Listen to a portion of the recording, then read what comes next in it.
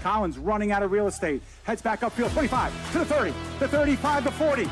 The 45 to 50. He has only Kovalevsky to beat. Gets through him. The 10 and touchdown for Collins. Duarte looks to throw. He fires toward the goal line.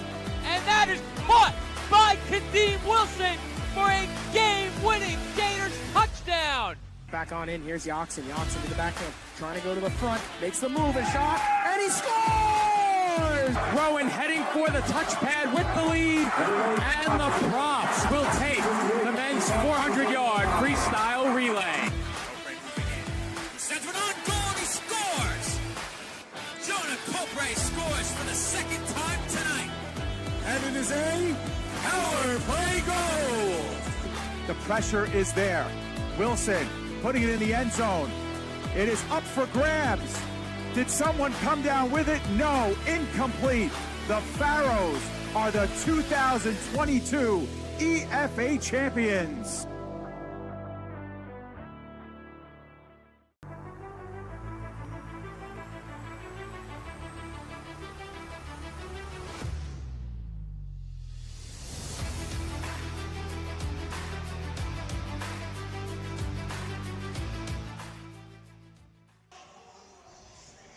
Live from the Relevant Sports Complex in Temple, Pennsylvania, the PDF Sports Network is proud to welcome you into coverage of the 2023 American Arena League II Championship.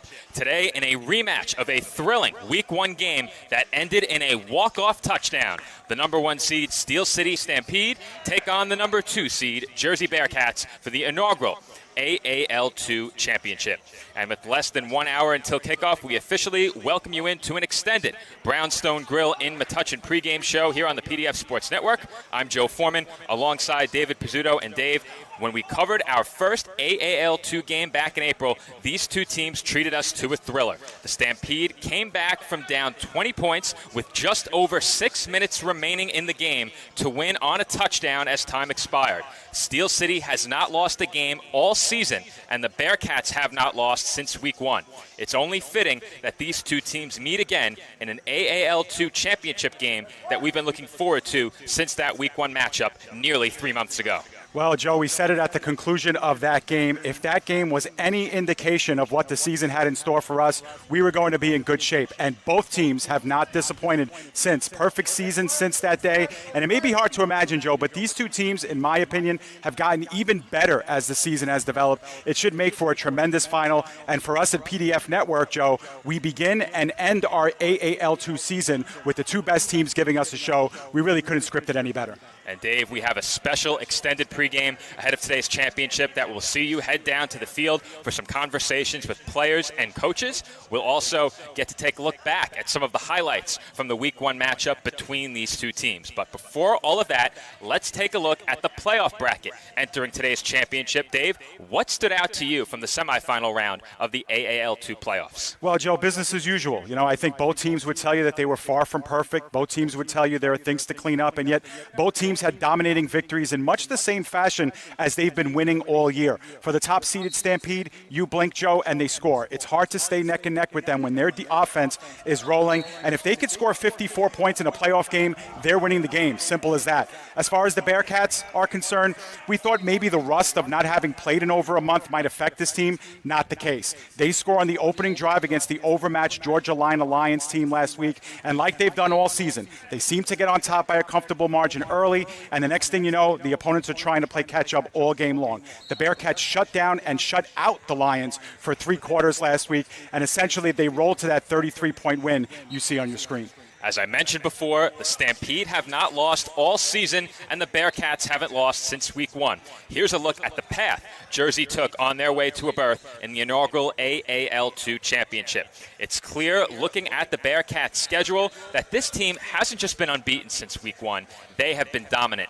What can the Stampede do to complete their bid for a perfect season and ensure that the Bearcats' unbeaten streak comes to an end? Well, they have the benefit of playing with confidence, Joe, knowing that they've beaten this Bearcats team already this season. season. And to me, using that confidence here in their own building to beat will be a key.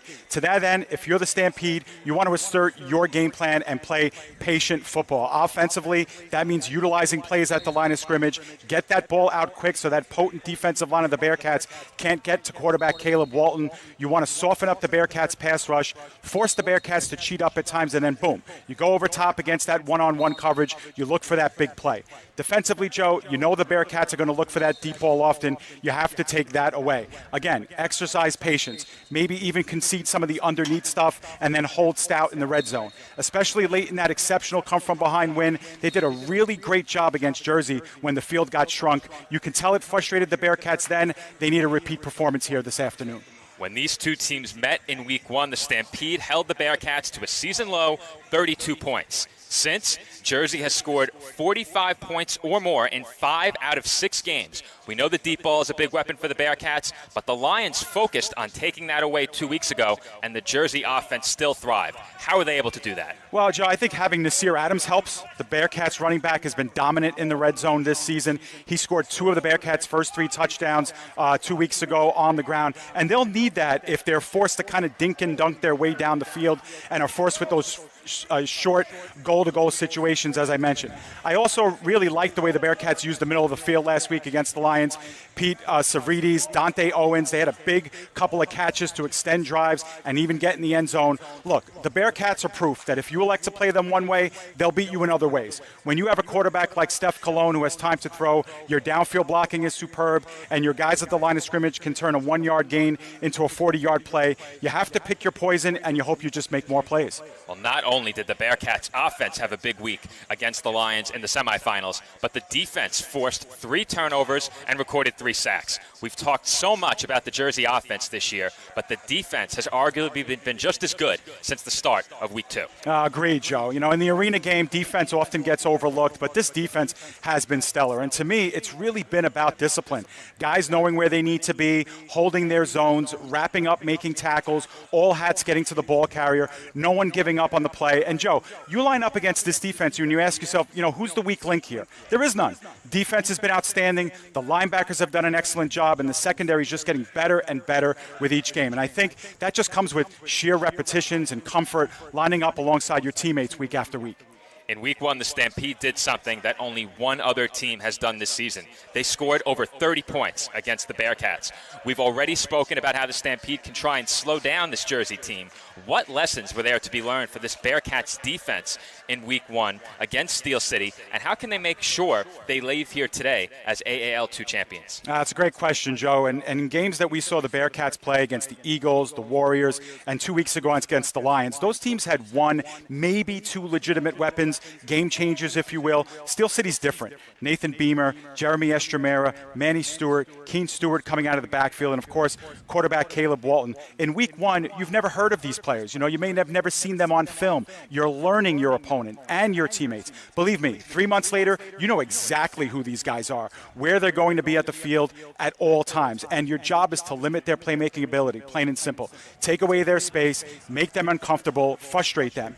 You do that by playing good, strong, fundamental football, limit your mistakes, hit your assignments, and when you get a chance to hit them, you do it, and you make sure you get them to the ground. Well, Dave, I have a feeling you will get a chance to ask some of the players and coaches about that Week 1 matchup as well. So while we send Dave down to the field, we will break for a message from our sponsors. This is PDF Sports Network coverage of the 2023 American Arena League 2 Championship game. The countdown to kickoff continues here on the Brownstone pregame show when we come back.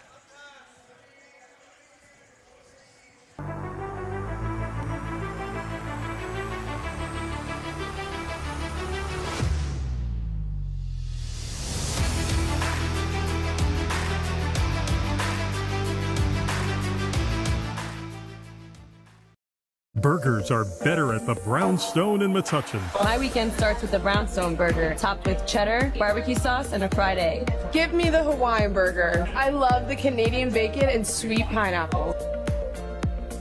How do you like your salads? Shrimp, chicken, beef? Stop in and see why families are eating good at the Brownstone in Metuchen. We'll meet you at the Brownstone. We'll meet you at the Brownstone. Warananko Sports Center is the official home of the Jersey Bearcats and is proud to welcome the AAL2. Located at One Park Drive in Roselle, Warananko is available for parties and rentals, public skating in the winter, and camps and activities each spring and summer. Visit us at waranankopark.com to learn more about our rink, indoor dining and party area, and all that beautiful Warananko Park has to offer. waranankopark.com or call 908-298-7849. Arena football fans, make sure you keep up with the latest news and information from the AAL and AAL2 all year long at AmericanArenaLeague.com and follow us on Facebook, Instagram, and Twitter. Like, subscribe, and follow all of the AAL2 teams to keep up with the latest league happenings and stay connected. Want to sponsor the AAL and AAL2? Contact us at info@AmericanArenaLeague.com. We'll see you at the arena. If you plan to do chicken, then do chicken like a champ at Wing It On in Linden. Voted #1 medium wing sauce at the National Buffalo Wing Festival. Wing It On is family owned and operated in Linden, New Jersey, and we have an excellent array of your favorite wings and chicken done to perfection. We have the true flavor of champions at Wing It On. Stop in or order now at wingiton.com or call our store at 908-486-0910. The Jersey Bearcats would like to thank Von Seals Veggies and Seafood, official food sponsor of the Jersey Bearcats game day. Von Seals Food Truck is available for bookings at vvsfoodtruck@gmail.com, specializing in the most delicious seafood with the freshest of vegetables made to order. Follow Chef Supreme and Von Seals on Facebook to see where we are serving the best plant and pescatarian food near you.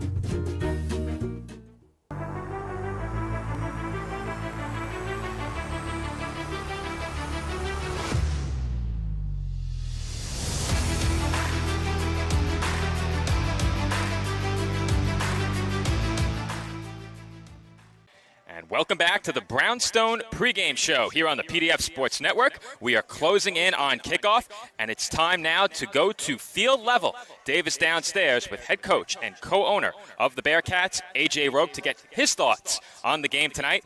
Dave, take it away. Okay, Joe, we are here with co-owner of the Bearcats, co-owner of the AAL2, AJ Roque. AJ, you got to this point so far as the owner of the league itself. How gratifying is it to get to this point after the many years of setting up the AAL2 to get to this championship game? Oh, this is like one of the happiest days ever. You start a league and hopefully everything goes right and to get to the championship game. That's all you can ask for is get through the season and have the championship game. I'm in heaven. I love it. Absolutely. And of course, as a coach of this team, you have a game to win here today, and you get to face the Steel City Stampede. Almost necessary to lose that first game because it gave this team such a focus throughout the whole season. Tell me a little bit about that mindset all year long about getting back here to face this team. No, absolutely. That loss definitely, I would say, humbled us. And I think we needed that because, we come in and, on paper we got a really, really good team, right? And once we lost that game, it was like, all right, we took a step back now. Like, all right, now we got to figure it out. Now we got to get going, get rolling. We're beatable. So we had to, be able to fix some things and play 60 minutes of football. And that's been our mantra rest of the season since that first game. Go 1-0 each week. And, here we are. Everything else take care of itself. Yeah, so a perfect season since that loss, AJ. The team seems to be getting better and better with each week, especially defensively. You guys held the Lions to no points through 3 quarters last week, and you're going to need a good defensive performance here again today. Absolutely. Our defense, they're going to do what they do. It starts with our D-line. They get after the quarterback. They're going to put a lot of pressure on that D-line, and it's a long day for those, for their opposing team, and we're ready for it. Our guys are definitely ready for it. Yep. And, offensively, they held you to 32 points earlier this season. That's been your season low in games in which you've played. What's the focus here offensively to put some more points on the board, get out of here with the W? Just to continue doing what we do. The fumble, we hurt ourselves after, I think we got the ball in the 10, didn't punch it in. We just got to play our football, just not let them dictate, what we do. We take what they give us. as we've been doing everybody this whole year. So Steel City, they come in with a lot of weapons. They spread the ball out to a lot of different receivers, especially. What's the game plan to contain their talent? get pressure. You get pressure on the quarterback, and make him throw the ball before he wants to. And our DBs, that's another thing. Our DBs and our defensive coordinator and everything is different now. So there's just different team. Different defense that's gonna get thrown at them. Guys that they haven't seen yet in person. AJ, thanks for joining us. We'll see you at halftime. Absolutely. All right. Good luck. AJ Roque, of course, head coach of the Jersey Bearcats. Joe will send it back up to you. All right. Thanks, Dave. Great job. And joining Dave in just a few moments will be another member of this Jersey Bearcats team, a big offensive playmaker. Pete Savridis, wide receiver for Jersey, will join Dave down on the field, and we will send it to Dave, who is down at field level with Pete Savridis. All right, Joe, I am here with Pete Savridis from the Jersey Bearcats. Wideout, Pete, you've had some big games this season, none bigger than today, a rematch against Steel City. Tell me a little bit about the team's mindset coming in. The team's mindset is the same as always. It's just another game for us. We've been practicing since March together, and every day we treat it the same. Every day is a championship game. Every day is a championship practice, so it's nothing new for us. What a lot of people forget is that this is really the first year of the AAL2, first year of your team as a unit coming together. The teams have gotten better and better. Has that come from just simple repetitions and being able to practice alongside these guys all year? Yeah, of course. We're all football guys. We've all been playing since we were kids. And a lot of us you put us together on a field. You give us a playbook. We put the work in after hours, and we can come together. It's just natural for us. That's what we do. Absolutely. And as far as the game plan here today, obviously without giving away the X's and O's, you're playing against a pretty good Steel City defense. Offensively, what's the mindset? What do you want to do personally in this game? Just do like I always do. Just give my best. That's it. Absolutely. So, Pete, good luck today. Congratulations on a great season. Hopefully it ends up well for you tonight. You got it. All right. Pete Savridis joining us from the Bearcats. We'll stay down here, Joe, but we'll kick it up to you first.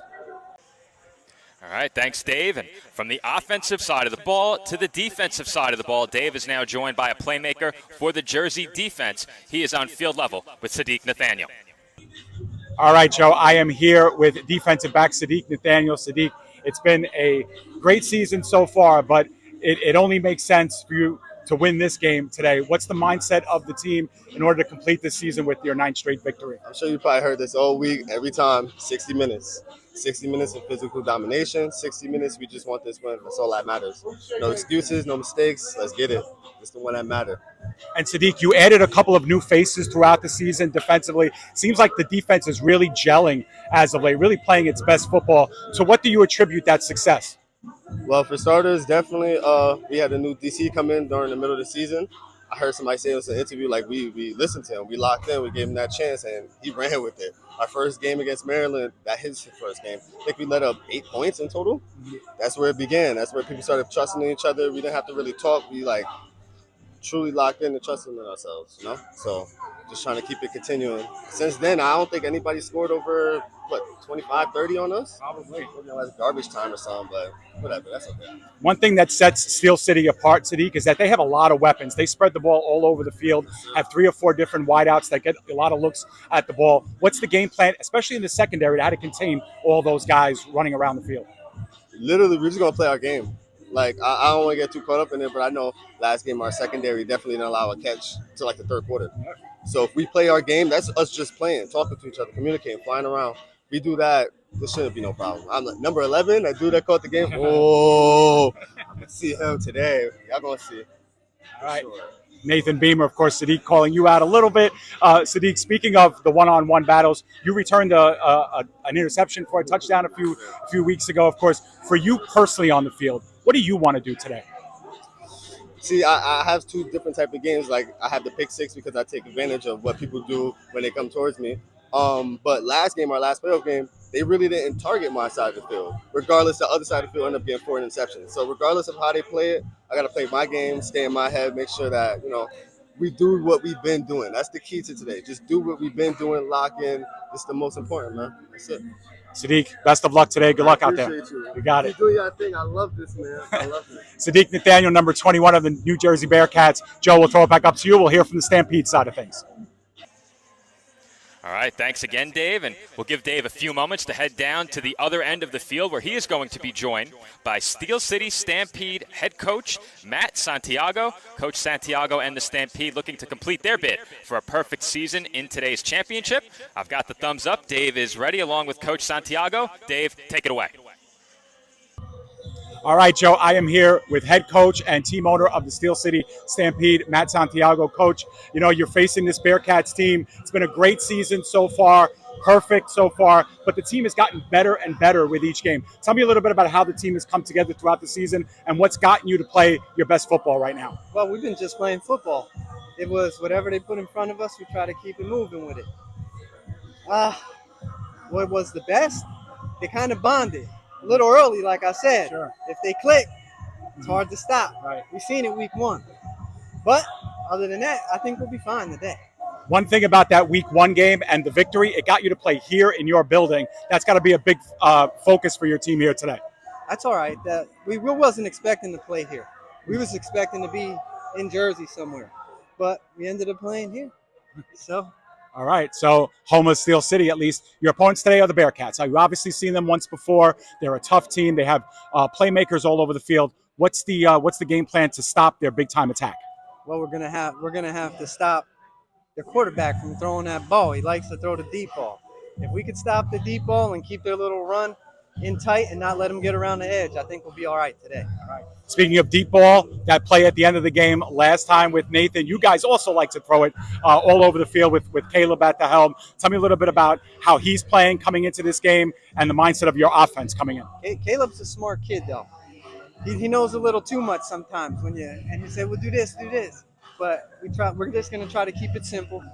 What works, and what don't work, we're going to throw it out. Absolutely. Well, Coach, thanks for joining us here on the pregame. Good luck to you guys tonight. You got it. Joe, that was head coach Matt Santiago. We'll throw it back up to you. We just got a chance to hear from Stampede head coach Matt Santiago. Now we're going to get a chance to hear from the Stampede quarterback. Dave is standing by with signal caller for the Steel City Stampede, Caleb Walton. Here we go. All right, Joe, I am here with Stampede quarterback Caleb Walton. Caleb, you know, last time you played the Bearcats, it took that last play to win the game, but you had over 200 yards throwing in that game. Tell me a little bit about what you take away from that first game that you bring into this one. Yeah, no, I think we moved the ball pretty well, attacking them vertically and also horizontally. We had we took what they gave us. We had a lull for a few drives. There was one right before half.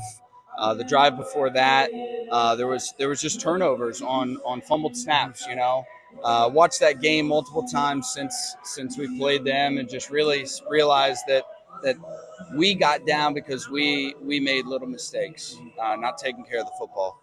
So we're looking. Since then, you know, we haven't had much of an issue with the QB center exchange. So, and that has a whole lot to do with our success, getting the ball into my hands and then giving it to our 4 or 5 really good wideouts. Absolutely. And one of the things I mentioned to Coach Santiago was how the team has really been gelling and developing throughout the season. He had mentioned you guys had only gotten together a couple of weeks before the season even started, really, ramping up for the season. Tell me a little bit about how that process has been for you personally and what you make of this team coming into this game. Yeah, I think there were a couple really key late additions, myself included. It wasn't until they were 2 weeks into camp that I took the invite to come up and play here, and that's really attributed to the receivers on this team. They're guys that I've played with in other arena teams and other arena leagues, and if it weren't for those guys, our success really is on those guys. Those guys are real good playmakers. They've learned the arena game. They're continuing to learn from it. So yeah, I think that group in itself has really gelled really well this year on the offensive ball, which this is an offensive, fast-scoring game. So that's what you want to see here. All right, well, Caleb, we're going to be looking at you all game. Good luck today, and best of luck. Thank you. All right, you got it. Caleb Walton, head quarterback of the Steel City Stampede. Joe, we'll throw it back up to you. Great job, as always, Dave. And while we get Dave back up to the booth, let's cut now to a word from all of our sponsors before getting you closer to kickoff. This is PDF Sports Network coverage of the 2023 AAL2 Championship, and you're watching the Brownstone Grill pregame show.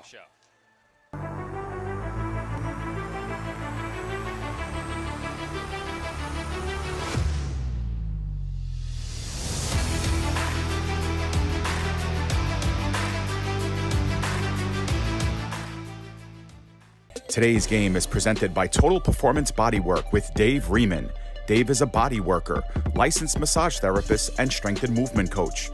He's combined his wide variety of expertise into a system that he calls Total Performance Bodywork. Trusted by professional athletes and bodybuilders, Dave has been helping people to recover from new and old injuries, improve their breathing efficiency, athletic performance, mobility, flexibility, and their overall strength. Visit Total Performance Bodywork at totalperformancebodywork.com or contact Dave by calling 610-570-7480 or email daveriemann@rcn.com. New Jersey Urban News is a voice for the voiceless, breaking news, health and wellness, business, the arts, and the latest local sports. As a black news source in the Garden State, New Jersey Urban News is dedicated to covering New Jersey's vibrant African-American community through informative stories and thorough coverage. New Jersey Urban News covers stories often overlooked by mainstream media, impacting the 1.3 million people that make up New Jersey's black community. Visit them today at njurbannews.com. Today's broadcast is being sponsored by the U.S. Army, the U.S. Army Junior ROTC, and the Crusaders, a winning combination of enterprise, leadership, innovation, courage, and commitment. Learn more about the U.S. Army and ROTC programs by visiting goarmy.com and at usarmyjrotc.com. Become a part of our winning team through enrollment, employment, and leadership opportunities. Be all you can be with the Army and Army ROTC. East Coast Trophies and Awards has been serving your awards needs since 1986 and is now a proud sponsor of the PDF Sports Network. From sports-specific trophies and plaques to corporate and business promotions and gifts, East Coast Trophies and Awards is your one-stop shop for all of your crowning achievements, and they always meet the right price. Contact Chris today at 848-223-7071 or visit them at www.eastcoastawards.com. This broadcast is being brought to you by the Three Bleezies Entertainment Group on the Three Bleezies Facebook and Instagram page. Catch the Three Bleezies weekly show, as well as live recordings, and all the opinions and the unfiltered hot topics you've come to love about semi-pro. It's the resource for semi-pro football and more, from the official source for all things Bleezy. The Three Bleezies Facebook and Instagram page. Visit and follow now. Mundo Mundo. Yeah, yeah. Unique Resin Design specializes in home decor with one-of-a-kind handcrafted resin products, perfect for your home and any place you love. Perfect for gifts and parties, let Imani Green dazzle you with inspirational creations you can get at only one place, Unique Resin Designs. Visit us at uniqueresindesign.com and learn how to get free shipping on your next order. Lila Keys Photography. To capture the very best memories, let Lila Keys Photography be your answer. For maternity and milestone photos, family portraits, events, and graduations. From simple headshots to action-packed sports photography, Lila Keys Photography preserves your greatest moments and achievements. Reach out at lilakeys21@gmail.com or reach out via Instagram at Lila Keys.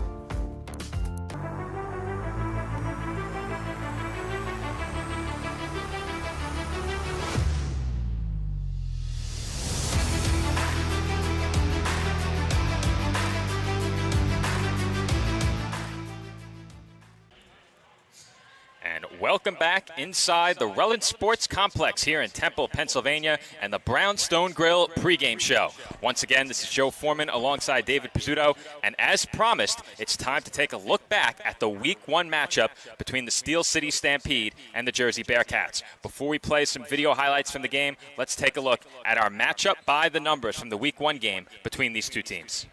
Well, Joe, you could see the outstanding offensive numbers for both teams. You look at the Stampede's passing numbers next to their rushing totals, pretty clear to see, paints a good picture of how they put up points, right?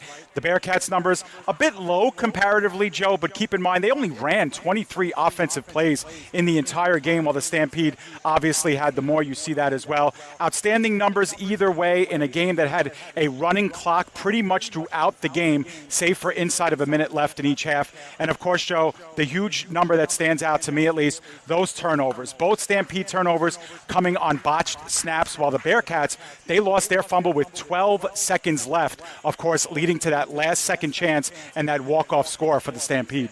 The Week 1 matchup between these two teams was a highlight reel of big plays on both sides of the ball, but we picked a few of the game's biggest plays to take a look at ahead of today's championship. Let's start in the first half when Jersey put 3 rushing touchdowns on the board, 2 coming from Nasir Adams. Could see the replays, and what did Nasir Adams tell you last week, Joe? That he plays big boy football. Nasir is a big guy, but he does get into and out of some tight spots, and this was the second one, and we talked about those tight spots. He's able to weave in and out of traffic there, get that goal line. Perfect job that time. Cologne scored a touchdown on a quarterback sneak in the first half from just outside of the 2-yard line. That accounted for the third Bearcats score in half number 1. But while the Bearcats scored 3 times on the ground in the first half, the Stampede scored twice through the air. Here's a look at how they did it. We talked about good fundamental football. Here are the Bearcats with a chance to take down Nathan Beamer in the flat. Instead, you see the athleticism and the speed in the open field. This was Nathan's first catch of the game. I'd say he introduced himself quite nicely to the Bearcats and the rest of the AAL2. And that opened up the scoring there for the Stampede. And we're going to take a look. That was one of his actual 3 scores in the game. On this second clip, Joe, was the first catch of the season by Manny Stewart on the first real downfield throw by Walton after predominantly working the sideline. See the single coverage. Gorgeous timing on that throw was a thing of beauty. Joe, the Bearcats only ran 2 plays in the whole third quarter of that game, and that's where they scored their 2 touchdowns. First, a 1-play drive on a touchdown pass here from Cologne to Savridis. Look at that time Cologne had in the pocket. Perfect ball towards the corner. That touchdown came off of a Stampede fumble. And like we said, 1 play, 1 score for the Bearcats. And you can see the scoreboard on your screen as well. That opened up a 14-point lead. The Bearcats were unable to capitalize on the 2-point conversion. Now we'll get a look at that second passing touchdown. Yeah, it was on off of a Stampede turnover on downs. Dante Owens, top of your screen. You could see him here. The quarterback jumps the underneath route. Dante Owens, he got a chance to join us for our conversation following the Bearcats win in the semifinals round of the playoffs, East Coast Trophies and Awards Player of the Game. On the offensive side, we'll talk a bit more about the player who got that accolade on the defensive side a bit later during our pregame show. As we've seen, the Bearcats have gotten some big plays from their offense. That is evident taking a look at those 2 replays. However, they also got some help from both their defense and the issues the Stampede had snapping the football. Here's a look at how each of those shaped the game and helped the Bearcats build their lead. All right, we'll take a look at some of the defensive prowess here. 3 fumbles in that opener.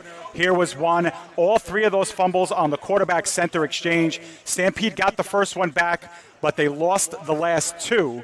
And here's big sack by Javon Young, who had a monster game, especially late in that first half and then to start the third quarter as well. Just good ball sense, Joe, knowing where the ball is, staying true to their assignments, and you could see the turnover. That, of course, led to one of the big scores, and then another one there. You could see Davis getting on top of it. So everybody getting involved, Joe. Those 2 turnovers really hurt. The Bearcats were able to turn those into points. We've talked about it many times, but we never got a chance to analyze the video on air. We might have to speed through this just a bit as we get closer to kickoff, but a lot went wrong for the Bearcats at the end of their Week 1 loss. However, the Stampede also did a lot very well to escape Warananko with the win. Let's take a look back at the closing minutes of the game and see how the last few possessions played out. As we mentioned, the Bearcats led by as many as 20 points, had a chance to close out that Week 1 game, but credit to the Stampede. They were able to get on the board for a touchdown. That cut the lead down to 14. Here's a look at the two-point try and a huge reception there in the back of the end zone to bring that in by Manny Stewart. That really is the play that set up the Stampede comeback. The Bearcats did have a chance to close out the game. They got the ball back with 22 seconds left, as we will get one more look at that second Beamer touchdown. There you see it over the top of the Jersey defense. Beamer cuts the lead to 6. And you'll see here in a 4-point game, the Bearcats had a chance just by carrying the ball forward to ice the game. They could not do it. One of the rare miscues we've seen from Nasir Adams all season. He coughs up the football, recovered by the Stampede, and we all know what happens next, Dave. Unfortunately, it was obstructed from the view of our camera. The ceiling facade didn't do us any favors in that Week 1 game, but we can assure you Nathan Beamer made the catch. The Stampede bench goes wild, and unfortunately for Jersey, they are dealt their lone loss of the season. As a result of that win, the Stampede are looking to complete their bid for perfection here in today's championship game. A thriller in Week 1. We hope for more of the same today. Yeah, and if you're a fan of these two teams on social media, you've seen plenty of different angled highlights of that Nathan Beamer catch in the corner. We saw one from a few different areas of the field, and both teams are getting set here for the coin toss, Joe. So we're going to start in a few minutes. May have a choppy screen, but we'll try to get that sorted out for you as well. And with that end to our look back at Week 1, the stage is set for this AAL2 championship as the Steel City Stampede take on the Jersey Bearcats. When we come back, we wrap up the Brownstone pregame show here on the PDF Sports Network.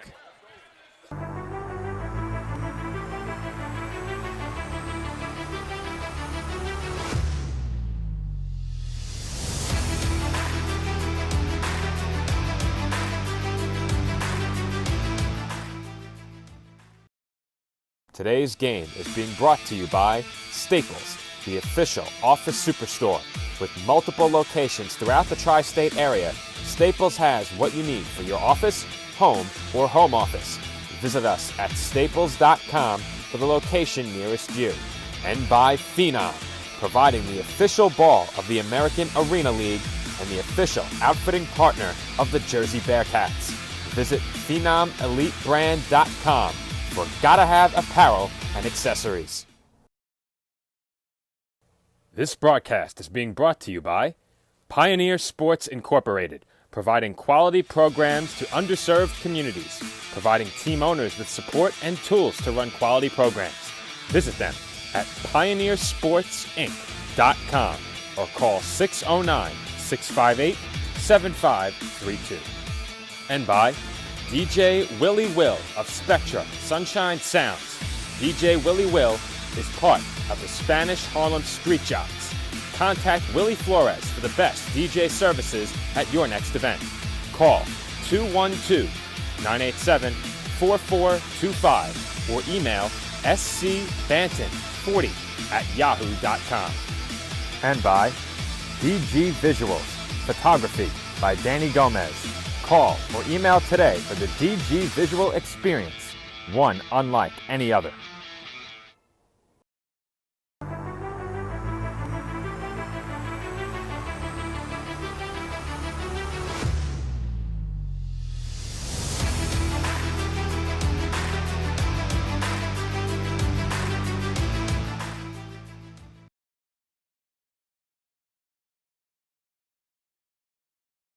And we are back here on the PDF Sports Network, just moments away from kickoff in this 2023 AAL2 championship featuring the Steel City Stampede, the number 1 seed entering this championship, hosting the number 2 seed Jersey Bearcats. On your screen, you see the Bearcats huddled. That sideline is on our side of the field where we are broadcasting from. However, we are in the left corner of the opposite end zone. We are also aware that we are having some video streaming issues right now. This game will be uploaded in its entirety without any of those video glitches soon after the conclusion of the game. Unfortunately, the internet connection here at the Relevant Sports Complex cannot support our live stream, and we are having some video issues as a result. Once again, the game will be uploaded in its entirety following the conclusion conclusion of this AAL2 championship. Also, Dave, if you hear some voices that aren't ours, we are very close to the action, very close to the field, and very close to the Stampede bench. So we're going to get some sounds and some sights from very close to the field in this AAL2 championship. A very unique perspective to call this game. Yeah, absolutely. We are right by the entryway to where the Stampede enter and exit the field. So we will pick up some of that noise as we go, but the Stampede are going to be the team that kicks off, Joe. So an interesting matchup. We mentioned it last week when they played against Georgia Lina, how Georgia Lina elected to kick.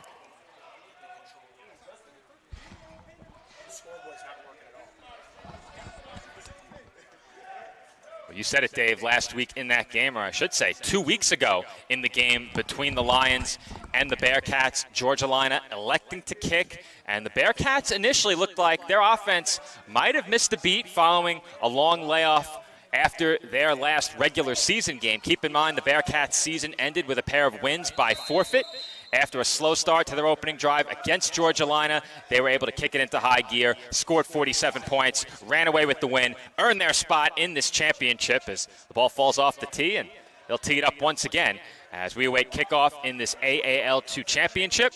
Stampede earned their spot with a first-round victory over the Maryland Eagles. That game was also played here in Temple, Pennsylvania. Mitchell Aponic will send it away, and that's a squib kick.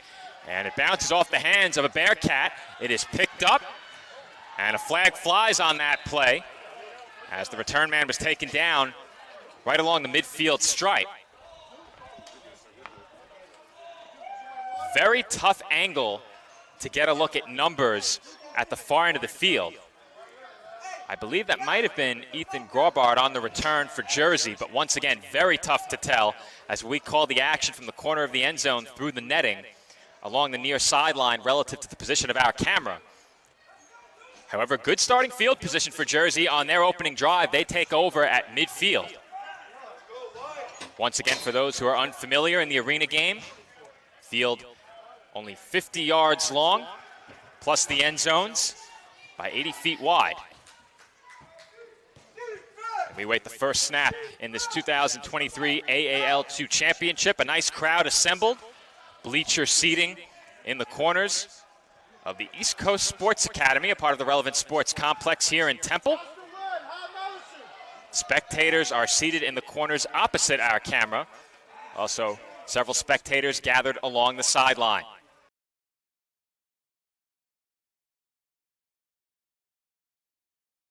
Stephen Colon at quarterback for Jersey. Dante Owens in motion. Colon looking to throw. Under pressure, just gets it away, and that pass is caught by Pete Savridis, who is taken down for maybe a gain of half a yard on the play. And on the first snap of the game, the Steel City pass rush gets home, and Colon just got that football away. Very dangerous play for Jersey to get the action started as Colon was hit just after he released that football. Savridis was then wrestled down to the ground. Dave got a chance to speak to the Jersey wideout ahead of this game during our Brownstone Grill pregame show. We got a chance for 5 pregame interviews today as part of our special extended championship pregame.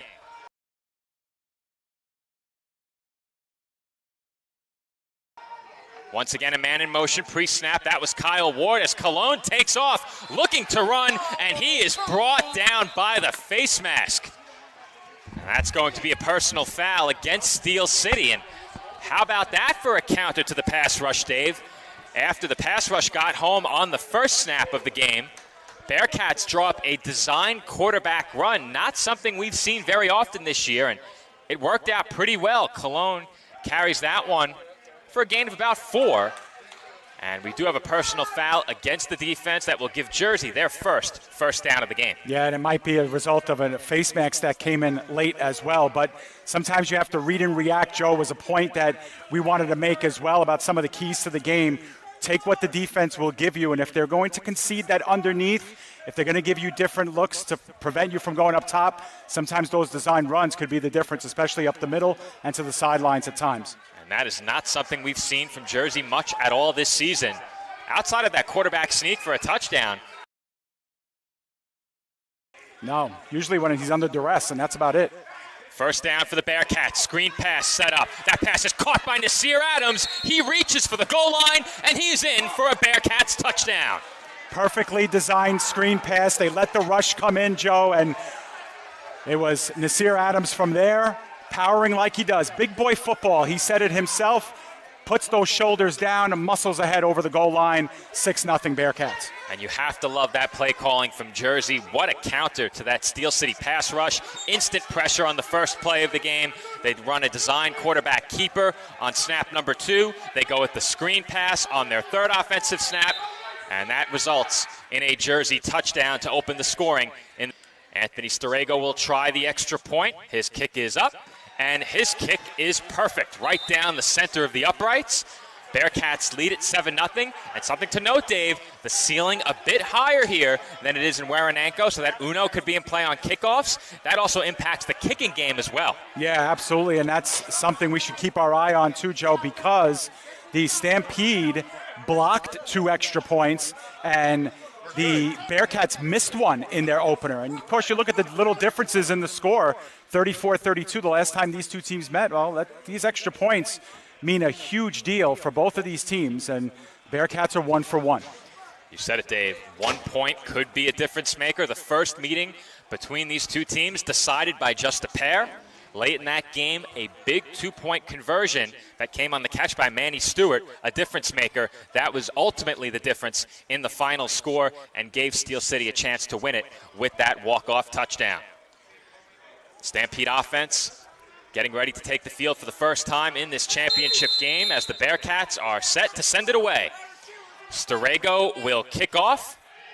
Stewart is deep for the Stampede.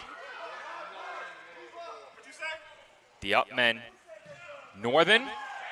And the second up man will be the one who grabs that ball. That's Juju Jordan. Jordan out toward midfield, and he is stopped there. And just like the Bearcats, Dave, the Stampede will start from right around the midfield stripe. Yep, absolutely. So it's really what you want to do is field that clean, get yourself in good starting field position. The Steel City Stampede did well in this position of the field in their first game. We saw some of the highlights that proved it as well. And here on their first drive, they'll have it at midfield. And, Joe, we should mention there is no scoreboard here in the Stampede complex, so we are keeping ours to the best of our ability as far as time is concerned. But we are very unofficial as far as time. And something to be said about that, too, Joe, because I confirmed with head coach Roque about time and how that's supposed to work. The clock is supposed to stop in between possessions and on alternating possessions, but I did hear a conversation with the officials that said the clock will be running throughout and would only be stopping inside of that minute. So that is contrary to what we know the rules to be, but we're in the dark as far as the official time. We'll do our best to keep it for you. Perhaps Lewis could send us some information from the scoreboard operator. He's positioned at midfield. Walton throws right. That pass is caught on the screen. And Levante Lewis was taken down after that completion. Tough to tell what the gain was on that play, but it was a short one, at least from our perspective. Now, along the sideline here, there are a lot of bodies between us and the action.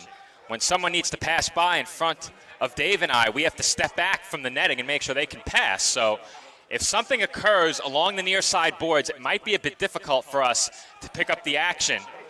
We will do our best.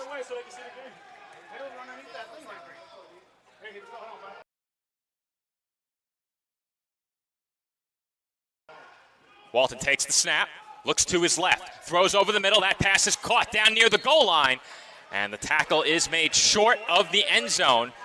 2 plays and 2 nice gains for this Steel City offense as Manny Stewart has his first reception, and Steel City quickly on the doorstep of their first touchdown. Patient football. Walton, you know, is going to have options, Joe, when he goes back to pass. As long as he gets the time to throw, he should have somebody on either matched up on single coverage or hanging out underneath undefended.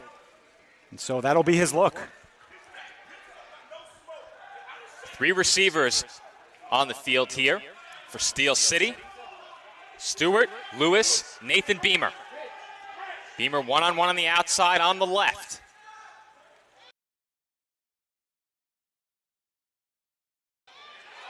Walton rolls to his right, throws toward Beamer. That's incomplete. And it looked like there was a bit of miscommunication there between Keene Stewart and Caleb Walton on that fake handoff. Part of me thinks that Walton maybe was thinking about taking off himself, but then the pressure was there, and I think that pass was more a throwaway than anything else, as it was actually a dangerous pass across his body. But kind of hard to tell, Joe, but the ball looks like it's at about the 2 or 3 yard line. Definitely close to the end zone. And down in this area of the field, if there's one receiver that you'd like to throw a jump ball to, if you're Steel City, Nathan Beamer is probably that guy. He's one-on-one on the right this time. Ball's at the 5, Joe. Walton in trouble, throws to his right, and that is just wide of the intended target. That was Stewart on the short crossing route, and that will set up a 3rd down. Yeah, but again, the credit there goes to that front line of the Bearcats, as this will be a 3rd and goal coming up. But you could see the pressure getting in, and when you got Caleb Walton kind of backpedaling into that pocket, you could see those passes are not going to be where he wants it. Didn't miss by much, just a foot or so past. 3rd and goal. 3 receivers on the field once again. Man in motion is Lewis. Walton wants to pass, throws to his right, and that pass was caught in the front corner of the end zone by Lewis. A flag flew shortly after the snap, and it looks like Jersey is clapping on the defensive side. This appears to be going against the Stampede. Yeah, they certainly think so. Walton, of course, at the end of that play just went right back into the huddle as if they were going to line this one back. I think they knew what the call was going to be. So it'll remain a 3rd and goal, and depending on what the penalty was, the ball will be placed at either the 10 or the 15. Well, this goal-to-go situation started at the 5, and ahead of that last snap, the Stampede offense was still at the 5. And, Joe, we've said it in many games this season. When you get in close there, now the touchdowns are a little bit wider here at the Steel City's complex than it is where we're used to at Warananko in New Jersey. But still, the tight quarters make it extremely difficult on this constricted field. And you're almost better served giving a team a 1st and goal, although now they get a little bit of extra breathing room.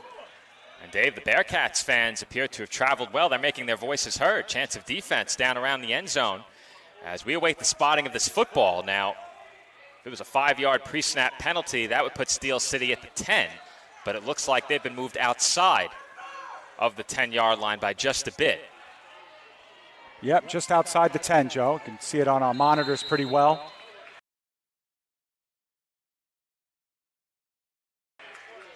I'll have to start utilizing the monitor a bit more. Stewart in motion pre-snap. Walton throws that way. Stewart goes down, and that pass is intercepted. Early turnover forced by this Bearcats defense, and once again, Dave, Devon Blutcher with the INT. Well, he's been hot, 2 in his last game, and adds another one there. And, of course, that play was broken because of the wideout falling on the play. Stewart, how about that? A touchdown wiped off the board due to a penalty, and this is the follow-up. Nothing gained, nothing lost other than possession, as that quick throw is intended for Kyle Ward, and he was immediately met on that hit by Karif Hakeem. Yeah, he was able to lay the hit right in the back of Ward as soon as that ball was right there. Ward thought he might have gotten interfered with, but not the case. But again, Joe, you see the Bearcats opting to go underneath and not looking to go up over top. As the Stampede begin to cheat in and cheat in and cheat in, you wonder, the clock ticking, and the Bearcats will be looking to go over top. Early in this game, the Stampede have looked to bring pressure, and that will undoubtedly take away the deep ball from this Bearcats offense. Cologne once again in the shotgun. 3 receivers wide. Cologne looking to his left. Steps up, fumbles the football. It's loose. Fight for possession. We will see who has it.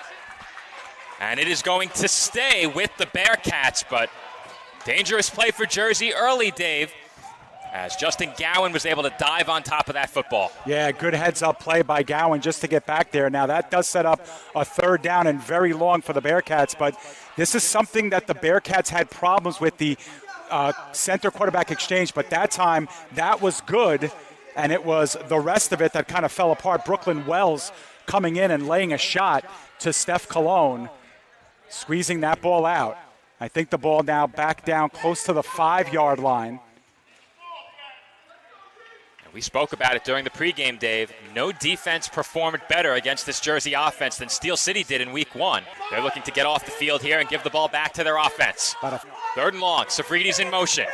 He heads up the field. Cologne is looking that way. He throws towards Savridis, and that is knocked away by Lamage Northern as a flag flies along the far sideline, and that may give Jersey a first down. Joe, it's close, but Northern did have his hand on the right shoulder pad of Savridis. We will see what the call is. It's obviously pass interference.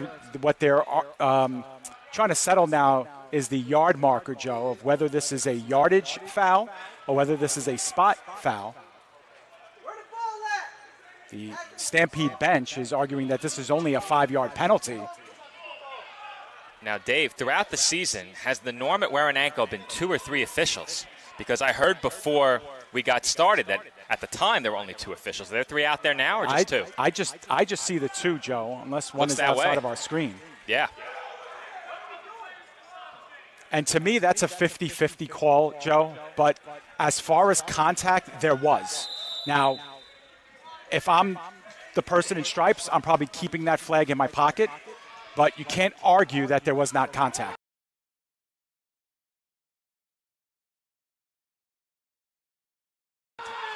Handoff on the sweep, and that is blown up as we have another flag in the offensive backfield.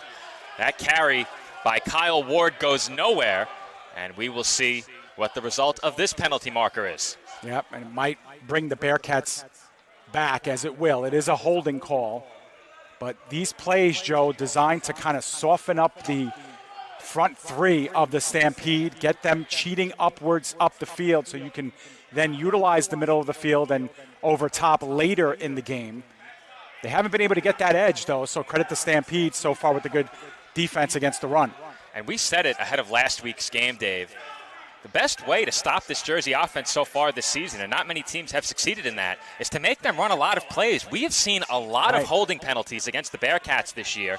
That opened the door for the Stampede in week 1. They took full advantage, and after that defensive infraction was called against Steel City, the Bearcats move pretty much back to the original line of scrimmage ahead of that flag. And going back to that call, Dave, you said it, there looked like there was contact. The question is, was the hand just resting on the back of the receiver, or was there a tug, maybe a slight push? Impossible to tell on our replay, but that's the difference between flag and no flag. Yeah, and I don't think there was that tug, Joe, and that's why I would not have made that call. But with that hand resting there on that inside shoulder, tough. Either way, they back him up. It'll be a 1st and 20 here. I'm inclined to agree with you on your assessment of that call, Dave. Still first down for Jersey as we have a whistle down on the field, and it looks like the end of the first quarter, Joe. We have the end of quarter number 1. So, Dave, I don't think there's any doubt that the clock was running throughout that entire quarter, as we are going to stay right here through the break between quarters. Now, for those watching at home who might be having issues with the video stream, turn down your resolution to the lowest available option. That way, at the very least, you'll have the audio, and then when you come back later, you'll have the game in full 1080p on demand. So, to get the best viewing experience right now, turn down your resolution all the way to perhaps 244, 160, or 360p. You'll get the audio call of the game, should come through pretty clean, and then later, hopefully within the next 2 or 3 hours following the conclusion of this game, we'll have the full 1080p broadcast rendering on YouTube available for viewing tonight. Yeah, and it was our one concern coming here, but we're doing the very best that we can. And, of course, with our high-powered equipment, we are at the mercy sometimes of that internet. But as Joe mentioned before, we're doing our best, make sure everything gets recorded. So after the fact, we will upload the game in its entirety for you. And with same thing with the clock situation as well. We will follow as best as we can. The clock is not even running here at the facility, although the scoreboard is on. So we are on our own as far as telling how much time is left. But we'll do the best we can. We thank, of course, Andrew Rotundo, our engineer tonight, and, of course, Lou Matrone, who's about, 25, 30 yards away from us. Now, Dave, we open our cell phones and we see 3 letters, SOS. No service here at Temple at the Relevant Sports Complex. Is not exactly sure what the delay is here, as we're in between quarters right now. Well, Stampede coach Santiago coming out to talk to the officials as well. And, Joe, as you mentioned, again, we're operating with 2 officials on the field, so that could be part of it as well, as both coaches now exchange a few words. Pleasant words, I want to say. Yes. Don't want to give the illusion that there's anything going on. If there is, we have front row seats. Right.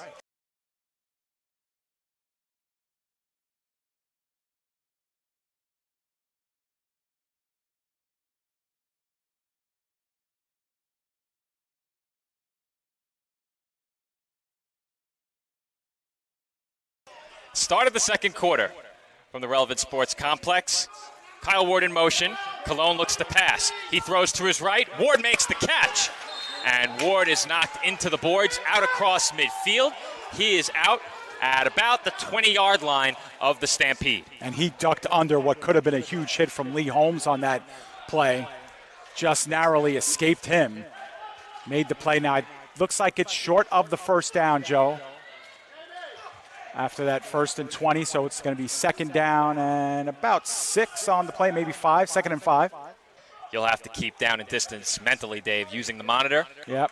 That's the easiest way. Yeah, trying to use the sticks as well, which is opposite us. Yeah, that's not going to happen on that side of the field. Once they come back this way, we can. Cologne once again in the shotgun. Adams in the backfield. They fake the handoff, and the throw sails over the head of Kyle Ward. That looked like an RPO, Dave. Yeah, absolutely, and it looked like the timing was just off between Cologne and Ward. Ward was kind of running a little bit deeper into a route that took him towards the middle of the field. Well, I can tell you, Dave, the play design certainly was effective because Ward had a lot of space. Cologne had to get that ball out quickly as the Stampede were making their way into the offensive backfield, but Ward did have some room. If that ball's on target, something may have come of that last play. And that's going to set up a 3rd down. And you said it, Dave. Looks like about 5 or 6 to go for the Jersey offense. It looks like the official just signaled timeout Bearcats, but not entirely sure, as right now there's an animated discussion going on between the offensive huddle of Jersey and one of the officials. And this game has come to a screeching halt, Dave. Yep, and part of the issue, of course, is only having the 2 officials here, I'm sure. But I don't know if this was a timeout call, too, but the officials do want to speak to both coaching staffs here. Now, it looked like there may have been a dispute over what down it is. It's certainly 3rd down. It is 3rd down, yeah. We had the penalty on 1st down that made it a 1st and 20, and then the Kyle Ward catch made it a 2nd down, and then, of course, the incompletion now makes it 3rd down. So that's correct. I don't think we've missed anything, so nope. The question that remains is whether or not Jersey called timeout. It looked like the officials signaled that way, but maybe that was a signal for an official timeout, and I'm mistaken. Nonetheless, 3rd down for the Bearcats. They lead by a touchdown, looking to keep their 2nd drive alive. If I was a betting man, I'd say should they not convert here, they will likely go for it, barring a big loss, and perhaps even with a big loss, they might consider going for it. Field goals in play too, Joe.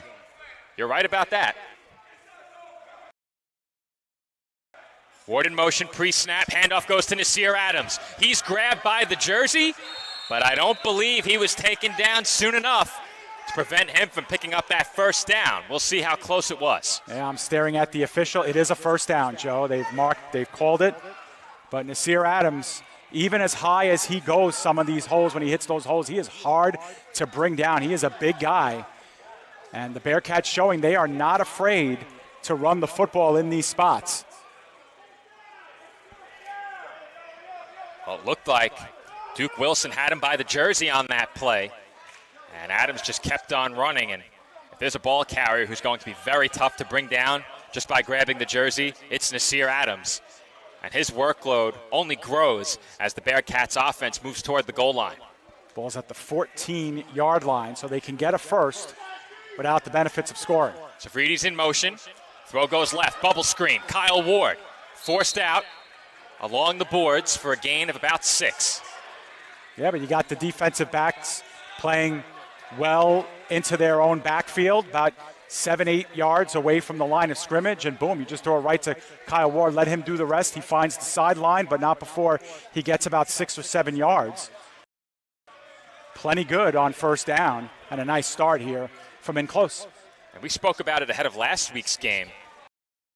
This Jersey team has been really good early in games, jumping out to leads. That was not enough in week 1, but they are closing in on a 2-possession lead as they move in toward the goal line. This time there are 3 receivers to the left of Stephen Colon, who is in the shotgun.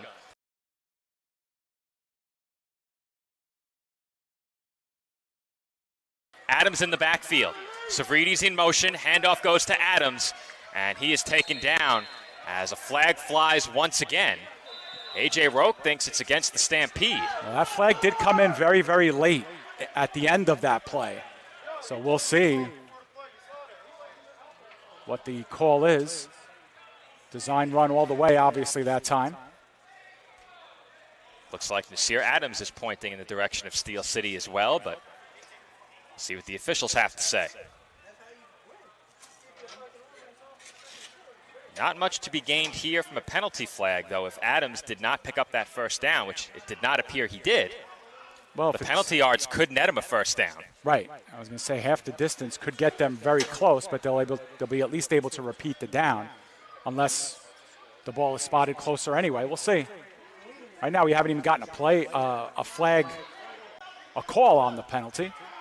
Well, Dave, it's becoming abundantly clear early in this game that plays run are going to be at a premium. A lot of time is coming off the clock without any football. Right.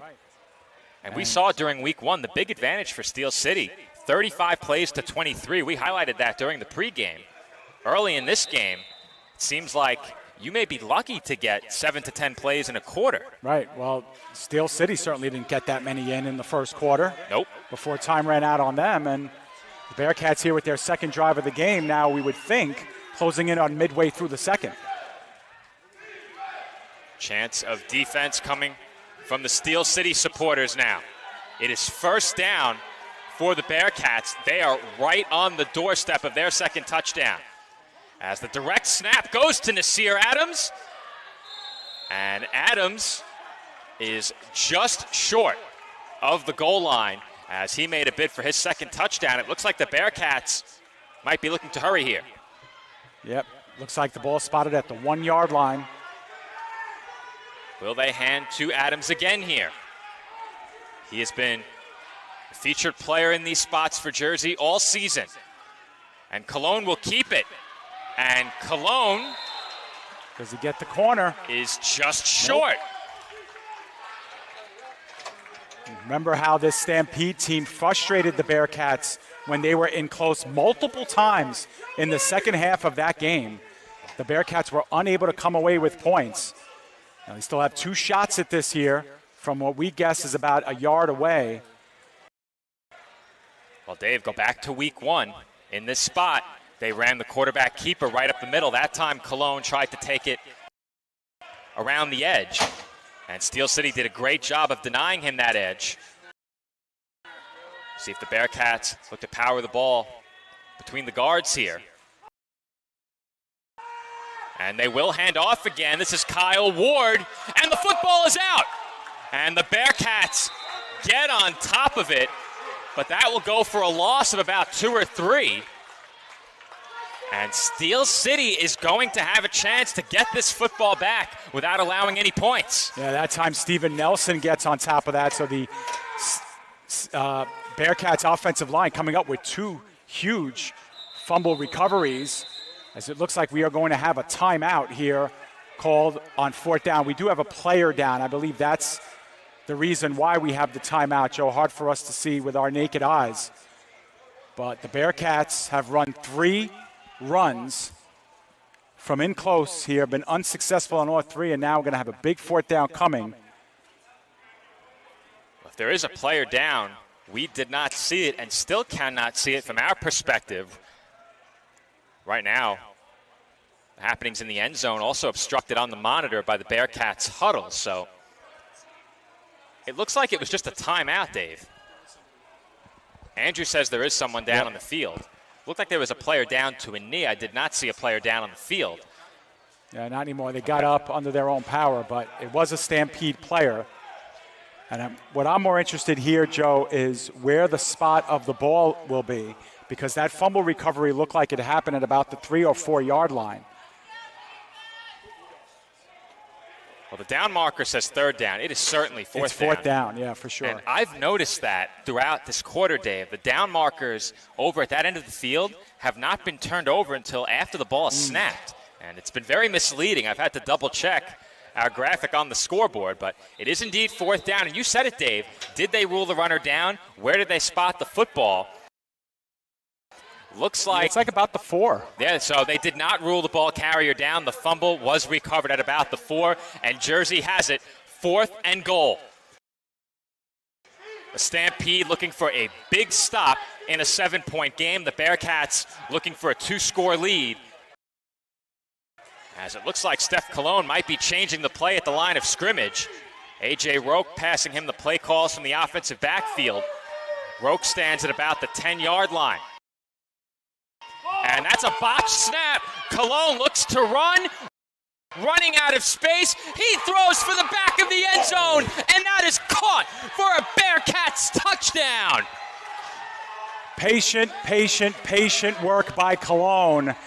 You have to be super patient and trusting of your receiver. And that time, Joe, Owens was following him across the back end of the end zone and then just stopped. When we see that replay over and over when we get home, and for those who can rewind it, you will see Owens physically calling for the ball and telling Cologne, send it this way, kind of motioning into himself as if he was going to be backing up. And that's exactly what he did. He just stopped his route.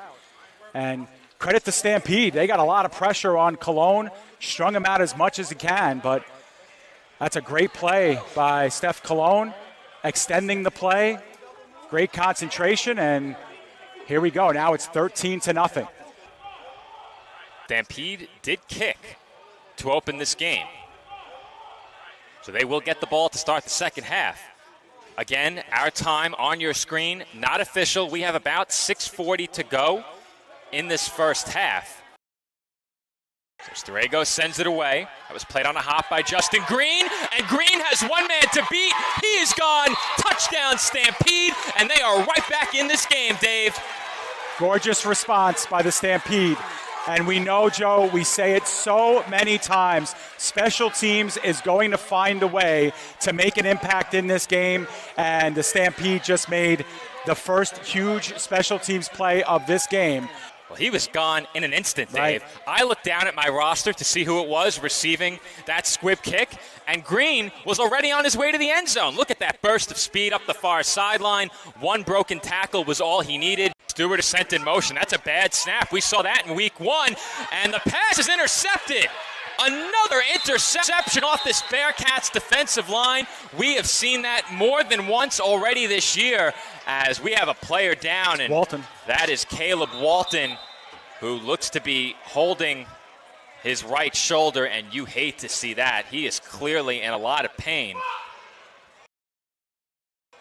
Yeah, that's not a good sign if you're a Stampede fan right there. That is really tough. Shea Davis, of course, made that interception, and Walton does come off under his own power. That's great to see.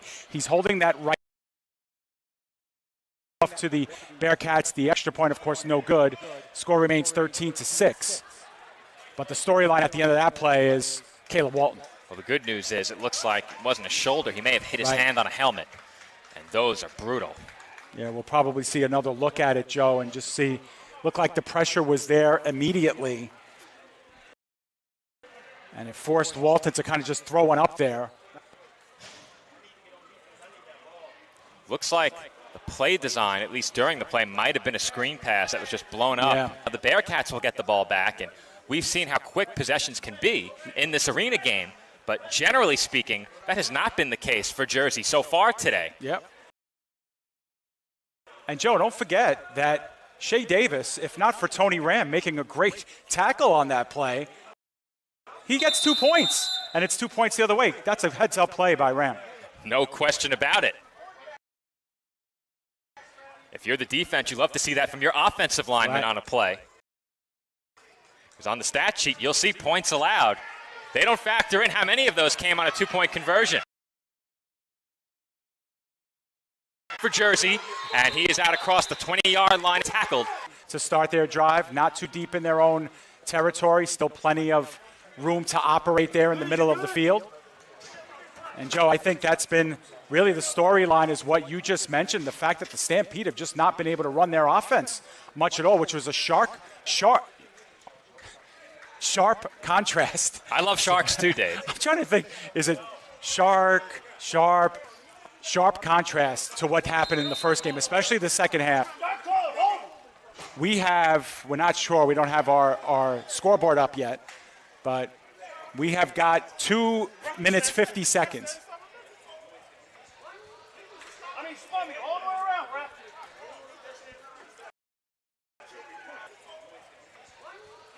The Jersey offense will take over just shy of midfield.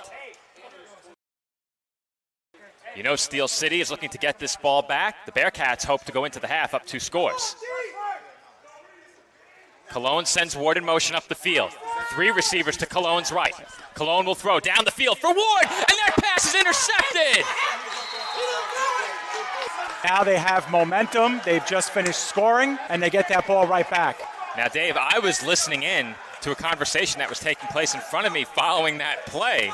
Yep. We are right in the midst of the bench area for Steel City. I got caught up in the celebration there, but you said it. That was Fisher on the INT. And he gives the ball back to the Steel City offense, trailing by just 7. And how quickly this game has turned, Dave.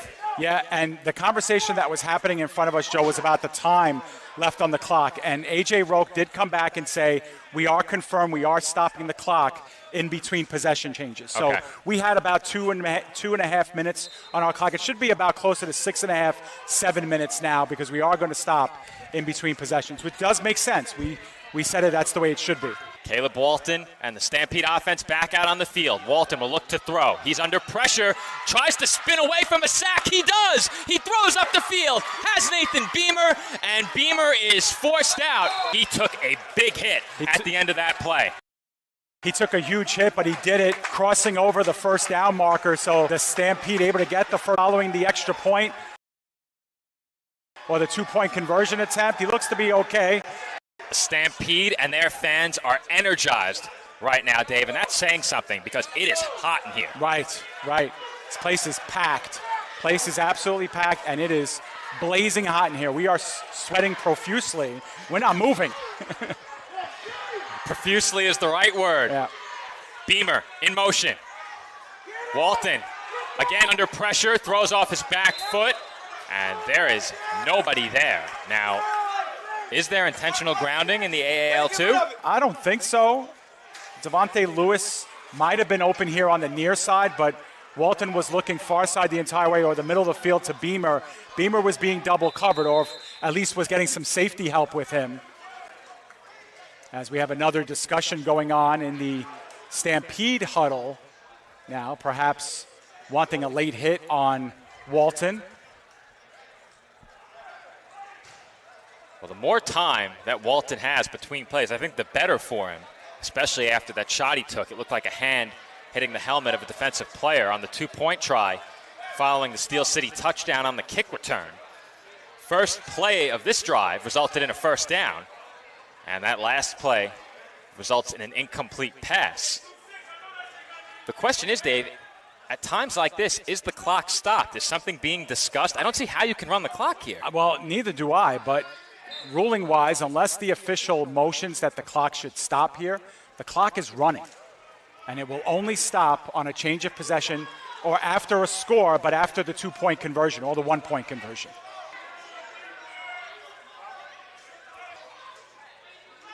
Steel City offense ready to go here. Walton will move Stewart over in the offensive backfield and will throw right. That pass is caught by Juju Jordan, and he is immediately pushed out along the far sideline. And Jordan wanted a flag there. Yeah. Threw himself to the turf, or perhaps was helped to the turf after the play. He did, but just good job by both teams, though, to kind of become unraveled there. A couple of the Bearcats had a chance to lay a really big hit in the boards, but they opted not to. So good job by them to stay away from that. And it will be a 3rd down and relatively long here, Joe, about a 3rd and 7 coming up. That was a wise play by Jersey defensively, not to risk a personal foul in that spot. As we have a 3rd down and about 6 or 7 yards to go. Stampede undoubtedly would go for it on 4th down unless they're hiding a kicker from us. We have not seen them attempt a kick in either of the 2 games they have played against the Bearcats this year. 3 receivers on the field for Walton, 2 to his right. Stewart in motion. Walton looks left. That pass is complete to Lewis. It's good enough for the first down. I think he's got the first, Dave. You're right. That completion good for a Steel City Stampede 1st down. Yep, and now there is a flag down, Joe, right at the line of scrimmage. So remains to be seen here. It'll be holding on the Stampede. That will back him up. Did not catch that flag. Good eyes there, Dave. Now, Joe, one of the Stampede players that I do not see and may have lost him during the season is number 27, Jeremy Estromero, who was a big part of that first game between these 2 teams. But in his place, we've seen the emergence of Devontae Lewis. And, he ran that route perfectly, Joe. He got right to the stick, turned around. Walton met him. That would have been a 1st down. But now it's going to be a 3rd and about 17, although I don't see where the ball has been spotted. Looks like this. Oh, no, they picked up the ball now. So Estromero, you mentioned him, Dave, over 70 yards receiving in that Week 1 game. Big effort from him. You said it, we haven't seen him today. But so far, Lewis has done a good job in his absence. Special teams coming up big for the Stampede as well. Still no points on the offensive side, looking to change that here. So it's a 3rd and 17 coming up. A huge play here, and this is where the Bearcats really want to show that pass rush that they have been known for. You want to be able to force Walton to make a quick decision here. Although Walton's been able to extend some plays, we've seen that as well. Everything on the table. If you're Jersey here and you can force Steel City to go for it on a 4th down, that would be huge. Lewis in motion, heading up the field. Low snap, Walton throws right, tight window, and that might have been assisted by the padding. That was Manny Stewart, who jogs all the way down the field into the end zone, but the whistle blows that play dead, and that will set up a 4th down. Yeah, I think defensive coordinator John Valentine telling Palmer to make sure he finishes that tackle. Of course, if you're too excessive, you can get whistled for the flag, so I get what Palmer did there, but looked like he was out of bounds, and that was the right call. Still, though, like I said in the pregame, you have a chance to hit them. You want to make sure you hit them and bring them to the ground. So, Dave, they gave him the completion. Right, but for very minimal yardage. Yes. So 4th and maybe 16, but still 17 in that range. The 1st down marker is at the 12-yard line of the Bearcats. So gives you a little bit of an idea if you see it on your screen. 4th down. Beamer in motion to the left of Caleb Walton.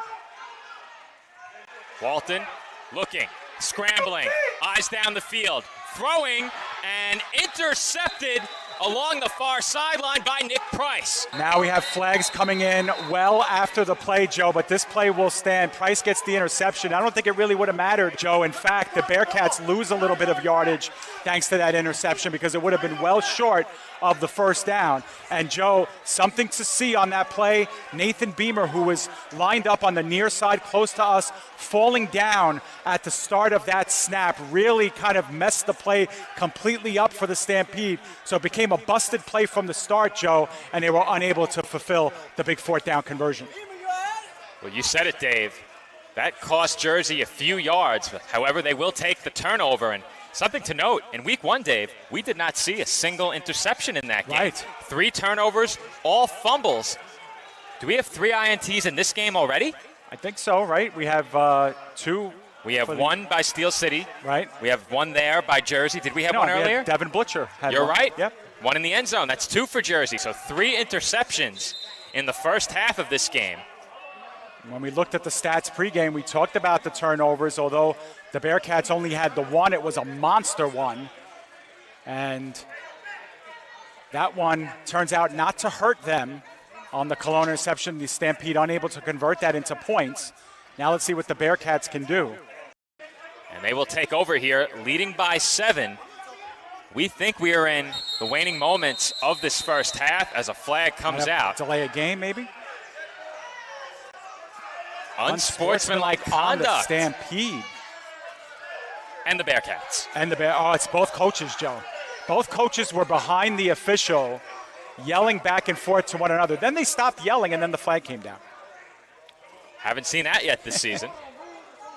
And those are the nuances we can pick up as we're about maybe 15 feet away from A.J. Roque, who you can see on your screen right now. And what that does is really give both coaches and both benches an effective warning. We don't want another personal foul unsportsmanlike on either side.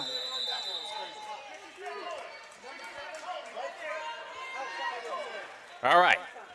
Offsetting penalties, 1st and 10 Bearcats. Cologne once again operating out of the shotgun. Ward in motion pre-snap. Cologne looks to his right, throws down the field well out of bounds, and there was nobody there. Yeah, it looked like a delayed blitz called by Steel City that time. We don't have a number 32 on our roster, but like he was coming in hot to Cologne's right side, and Cologne picked it up and threw it right out of bounds. The incompletion will set up 2nd down as you might be getting some sounds of the game over our headsets. You can consider us mic'd up because we're right in the middle of the players here. We certainly are. 2nd and 10. Owens and Ward to the left of Cologne. He will send Savridis in motion. Cologne looks left, throws right, screen pass blown up.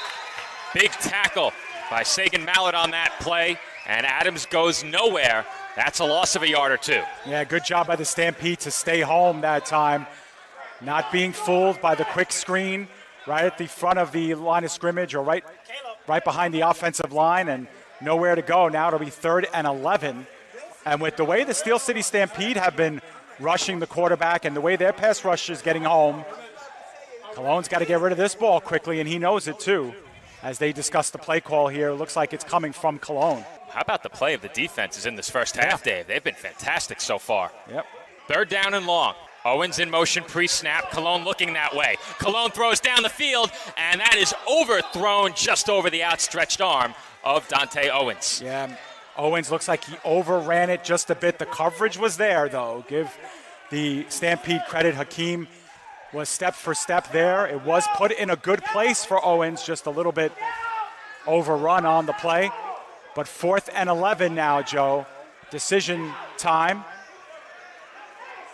Big play still on the table. The home run still on the table, but this is where you expect them to utilize the middle of the field. Well, the Bearcats are going to go for it here. 1 minute warning, Joe. All right, so we were about 20 seconds 20 off. seconds off, not bad. And that's big, Dave.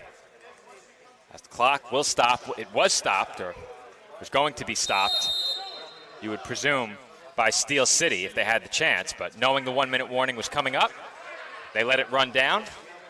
And Jersey will snap it with an even 1 minute to play in this first half. Stampede defense looking to get off the field on 4th down. 3 receivers to the left of Stefan Cologne. Savridis the motion man. Cologne looking down the field, under pressure, rolls left, heaves one up, and that is swatted away, incomplete.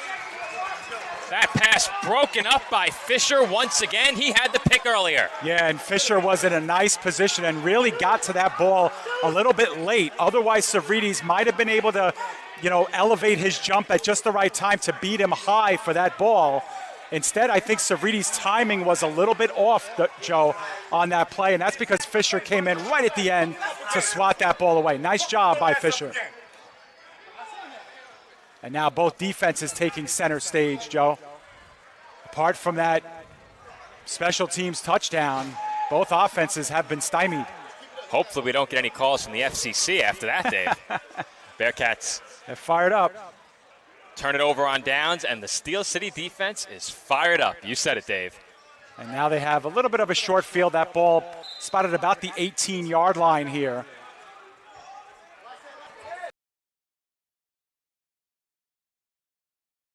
An eternity for Steel City to get even or take the lead at the end of this first half. First down from inside the Jersey 20. Stewart in motion. Walton takes the snap, rolling to his right. Throws over the middle, that's caught. And Lewis is taken down just outside of the 10-yard line. Sadiq Nathaniel, who we spoke to pregame. Ball spotted about the 11-yard line. So a gain of about 7 on the play, 2nd and 3. But a nice job by Nathaniel not to allow getting to the edge to extend that play, as we have a timeout, I believe, because remember, the clock official is noting it in his book.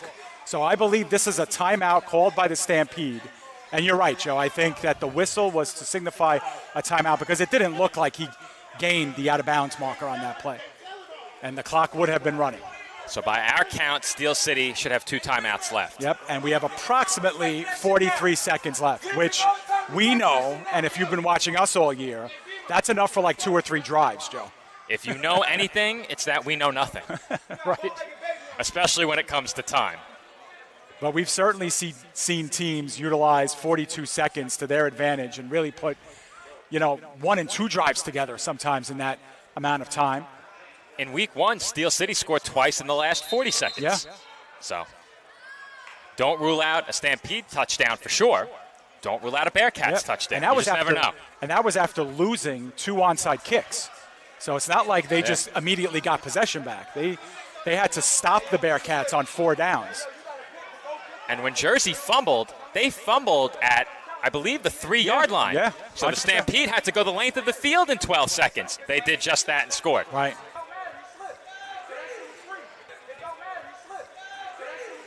All right, looks like we're finally set to resume action. Second down and 4. Lewis in motion. Walton to throw. Over the middle and intercepted. Once again, that's Blucher. And Nathan Beamer comes in to make the tackle. He was helped by Tony Linus on that tackle. And it looked like a bit of miscommunication there between Walton and Lewis. They are talking about it right now. Well, it's that, Joe, and it's Blucher's positioning was immaculate, and I don't think Walton even picked him up, Joe. Looked like he threw it right into his midsection, and sometimes you don't see him in the periphery of your face mask or through your face mask. It was thrown right at him. Now, perhaps Lewis not cutting in front of that pass to kind of take it away. Well, heading back to the bench, he said it's on him. A unique perspective we get right on top of the action. Now also, because of the time that's left, there should be plenty to go. Here for the Bearcats, up by 7 with the ball. The Steel City bench was saying 20 seconds. I don't know if that's exactly where we stand right now. Ball's at the 15-yard line, Joe, so 35 yards to pay dirt, with the field goal on the table as well for the Bearcats. No question about it. I think if we were ever going to see a field goal, it could potentially be on a drive like this. Cologne looks to pass, steps up through the pocket, and floats one that is intercepted. Justin Green with the INT. And he is stumbling inside the Bearcats 10, where he is taken down. 1st and goal, Steel City. Just a misfire as penalty flags come out very late. It'll come after the play. But, Joe, you said it. Just floated one up over the outstretched hand of Savridis, who was running underneath in open space. That's just a misfire for Steph Cologne. As, once again, we were told ahead of that last snap that there were 20 seconds left in this first half. Not sure if that was exactly accurate, but we estimate that if it was, there are 11 seconds remaining in half number 1, and the Stampede offense will need about 14 yards for a touchdown. So what do we say? Enough time for 2 or 3 possessions? Well, here's our 3rd possession inside of a minute to go. Stampede had it. Bearcats give it right back. Stampede again. Motion man is Lewis. Looks like the Bearcats jumped off sides, and that pass is complete in between three Bearcat defenders. We'll see if they take the automatic yards here, Joe, and get 5 yards forward, or if they decline and get the ball at the 5. I would think that they would decline the penalty, but no. Are they? Oh, well, maybe that's the end of the half. Wow. Yeah. Now, can a half end on a defensive foul, Joe? No. It cannot unless you decline the penalty, and the ball has been spotted at the 5. Right. So if they decline the penalty, the half could end there. Well, Joe, there might not have been a penalty. I don't see a flag down. There probably should have been. There certainly should have been a penalty. Yeah, There's no question about it. And if that's the case, the half cannot end on a penalty, on a defensive penalty anyway, unless, like you said, it was declined, which obviously would not be. No. There was no flag on the play, Dave. So there was none. No, there was none. And the half ends on that play. Maybe we could get another quick look at it and just see where the stutter happened. Now, remember, a defender can get back after crossing, provided it was. Young did not get back. I know, Joe. I know, and I'm trying to give it. We don't have the replay, and that's okay because our naked eye pretty much told the story. But Joe, that's halftime. And what a half it was, Dave. The Jersey Bearcats lead the Steel City Stampede 13-6 in this 2023 AAL2 championship game. When we come back, Jersey will kick off to Steel City. The Stampede get the ball first to open the second half. More to come following this halftime break.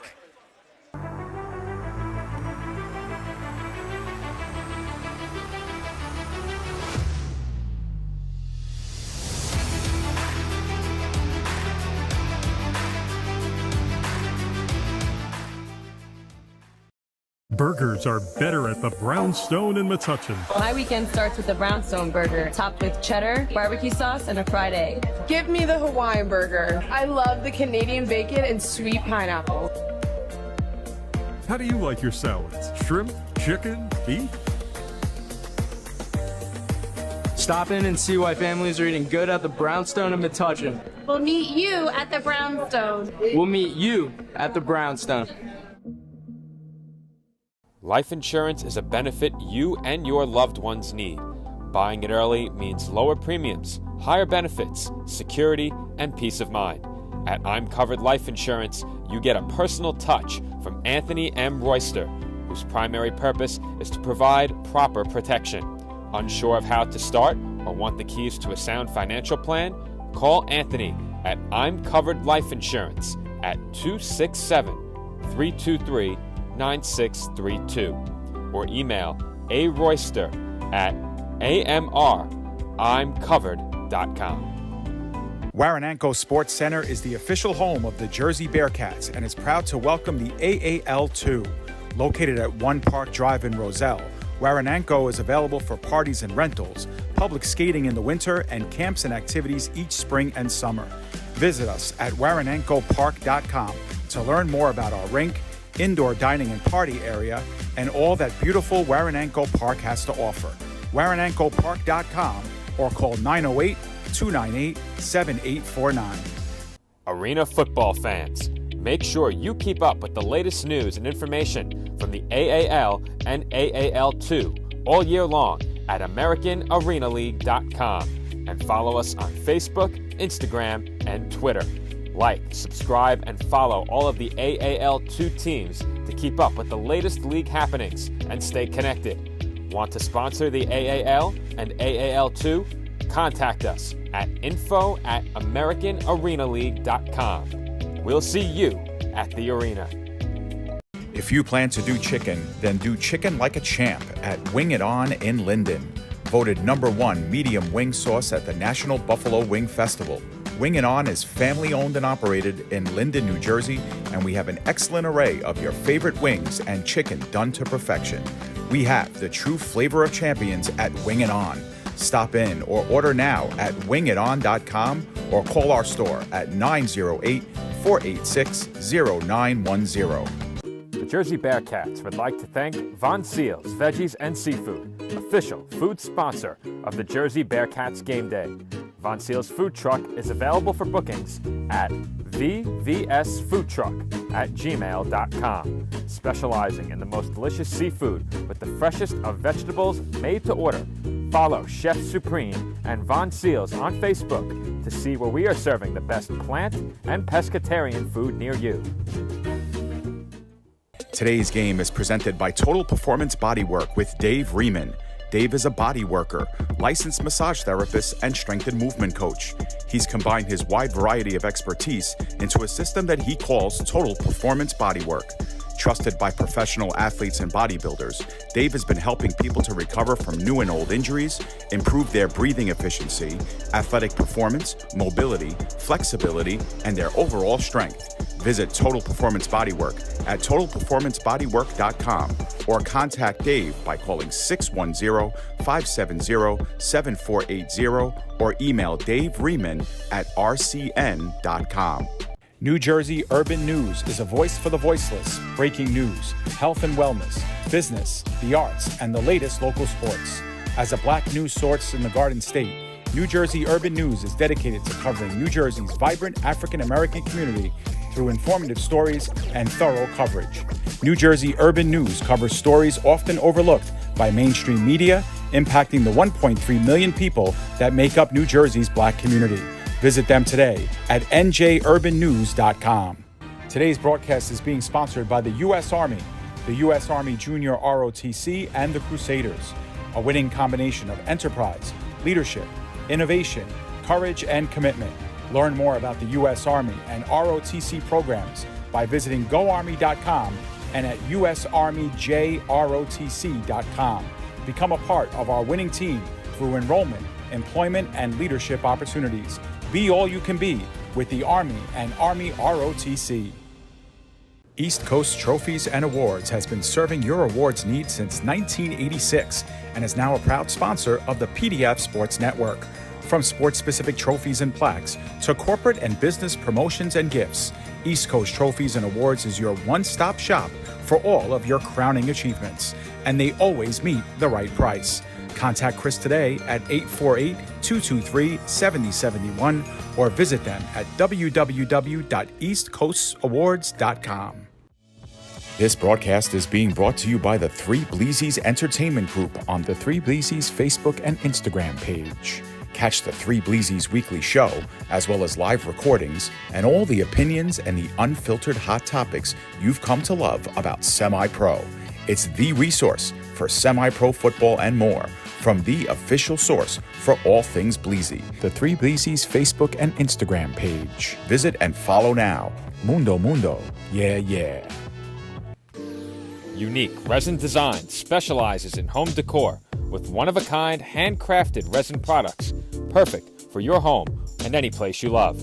Perfect for gifts and parties, let Imani Green dazzle you with inspirational creations you can get at only one place, Unique Resin Designs. Visit us at uniqueresindesign.com and learn how to get free shipping on your next order.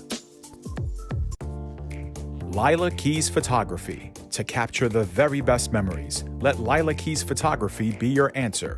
For maternity and milestone photos, family portraits, events, and graduations.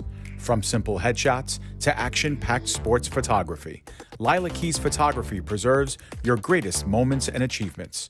Reach out at lilakeys21@gmail.com or reach out via Instagram at Lila Keys.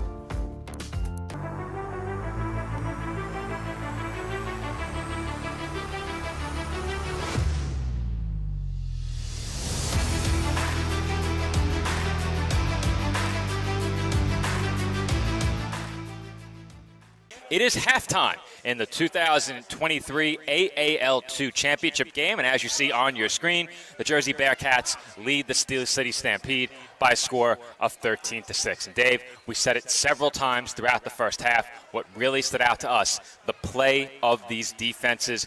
We saw interceptions going back and forth throughout that first half. We had a fumble that was recovered by the offense, but these two defenses in that first half performed at a high level, and we've covered Jersey all season long That's really the most we've seen their offense struggle in a half this season. Only 13 points and not much going on after that opening quarter.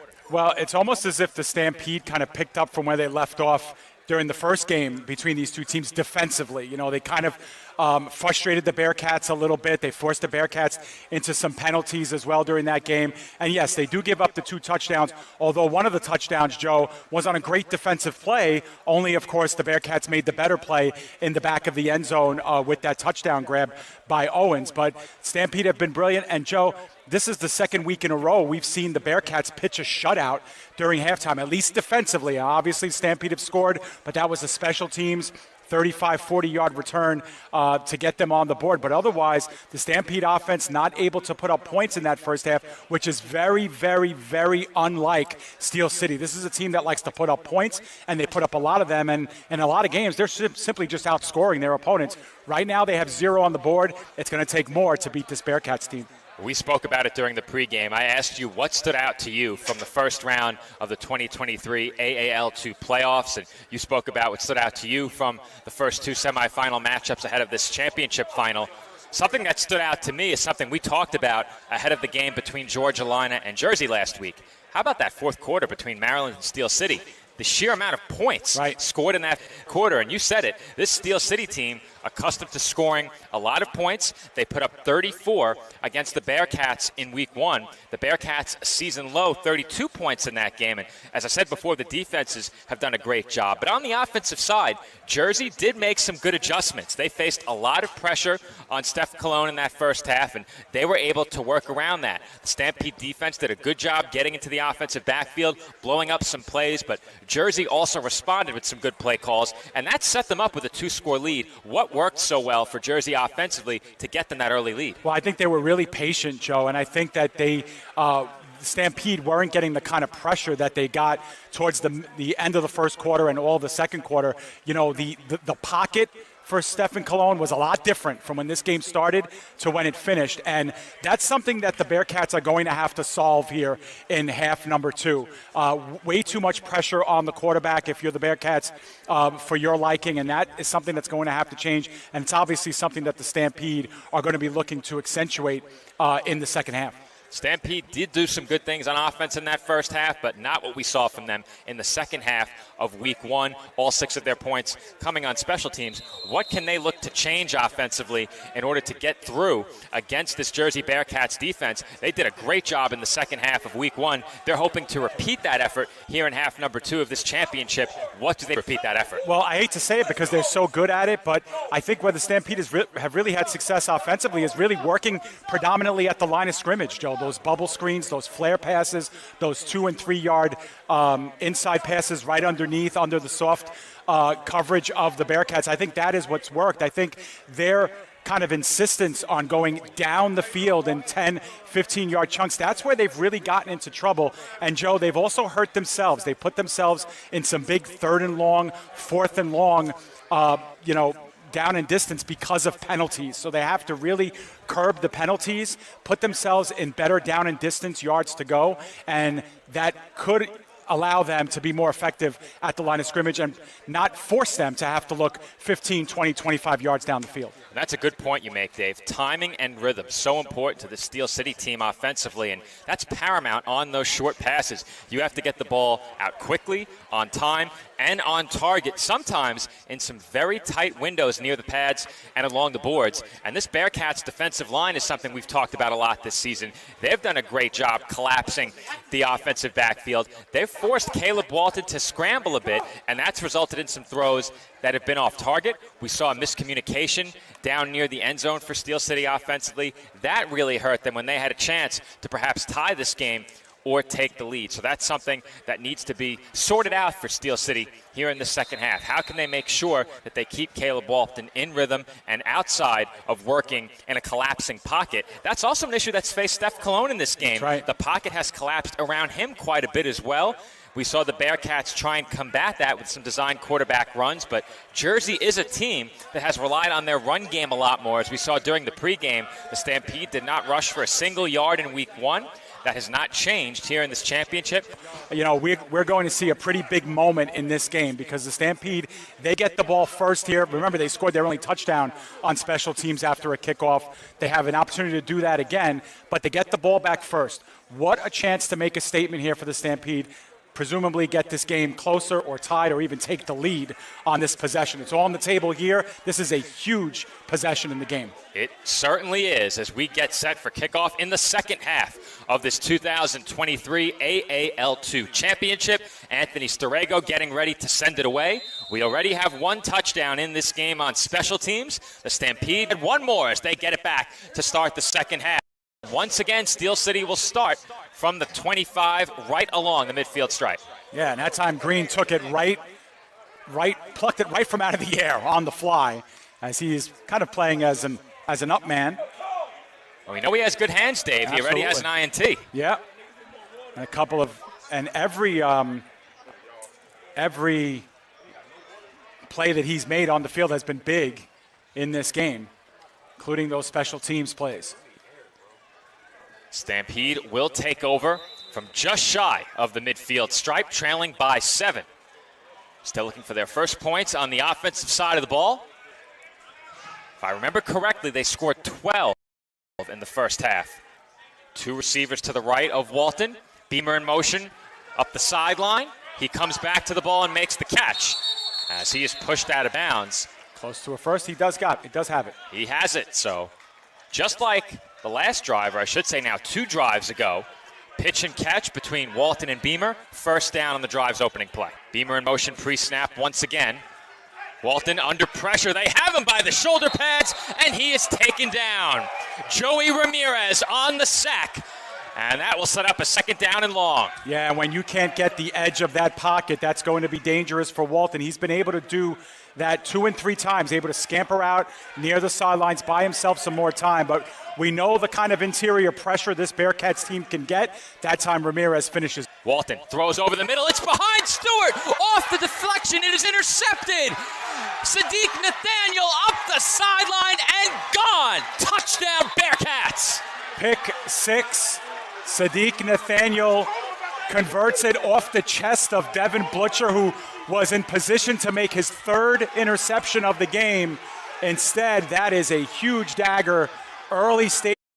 I tried to get a look at that replay, but how many times have we seen that by the Bearcats this year? A touchdown on defense. We've seen several pick sixes, both in the secondary and on the defensive line. We had a pick from the D-line earlier in the game as well. Yeah, you know what, Joe? It's these big plays, and really it's about trusting your teammates in the zone. We know that zone coverage, and if somebody fails on their zone, there's nobody there. But, man, that zone closes quickly when you have the kind of athleticism that this Bearcats team has in the secondary. Those zones right now giving the Stampede some problems, and Nathaniel, Palmer, Blutcher in that defensive backfield for Jersey. They have been huge all season long. Week to week, any single one of them can make a game-changing play, whether it be on an interception, a pass deflection. They've found a way to make impacts on more than one game that we've covered here on PDF. And this, of course, the biggest game that the Bearcats will play all season. They now lead by 2 scores. And at what point, if you're the Stampede, do you start to really be concerned with the way the offense is producing? Because right now, Joe, they only have the 6 points. It came on special teams. They've now turned the ball over 3 times, twice in the red zone. And it's just been, it just hasn't been clicking. And, you know, clock is stopped right now, but we know how quickly this time can escape them. And I think the clock right now becomes perhaps the biggest factor down the stretch should Steel City not score on this drive. They can reverse the narrative in this game very quickly if they get the ball back right here and score. If they do not, they then are battling 2 opponents, Jersey and the clock, and that's always tough to do.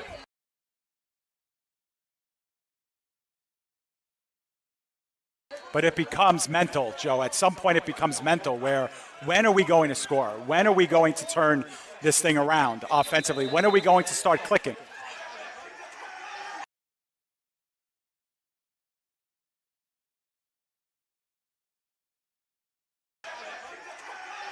They'll get another opportunity here as that kick is sent away, and it is off the facade of the roof, dead ball. Yeah, and the ball will be spotted right there where it hit the facade. We saw this last week in our game between the Lions and the Bearcats. And Stampede are once again going to have very good field position here, Joe. So that certainly hasn't been the excuse either. They've had the ball situated nicely, and they've just got to complete a drive at this point just for their own confidence and just to get out of their own head a little bit. Well, Dave, they've had nothing down the field. Right. There haven't been many tries down the field, and the reason for that, as I said before, pocket collapsing around Caleb Walton, really hasn't had time to survey in a clean pocket. He's been forced to roll out, make throws on the run. He's been throwing into some tight windows, and when you're combining a throw into a tight window with a throw on the move, it makes it very difficult to complete passes. Right, and when plays get extended, you're also allowing the defenders to become creative in the secondary too. You know, instead of following the route, following the play, 5 yards and out, 3 yards and in, now all of a sudden you're improvising a lot, and those defenders can improvise too. And we're trending in a direction where, once again, the Stampede may run a greater number of plays in this game. Right. They're hoping the result is the same. They trail by 2 scores now. 14-point game. Lewis in motion. And we have our first handoff of the game as Keane Stewart was wrestled down hard. He is down short of midfield, and once again we have a flag after the play. And I'm not sure why, Joe. I mean, that's a tough tackle, and I know that, but Jalil Taylor had him wrapped around the shoulder blades and took him down. And it's going to be a dead ball personal foul against the Stampede, I think, for arguing that there should have been. And who needs that? If you're the Stampede, you cannot take that penalty. Cannot afford it. Yeah, and you know what, Joe? For all intents and purposes, look, the play only got you 2 or 3 yards, but you gave the Bearcats something to think about there. Now it's 2nd and 20. So they've lost the down as well. Unless that's, yeah, they lost the down. They certainly did.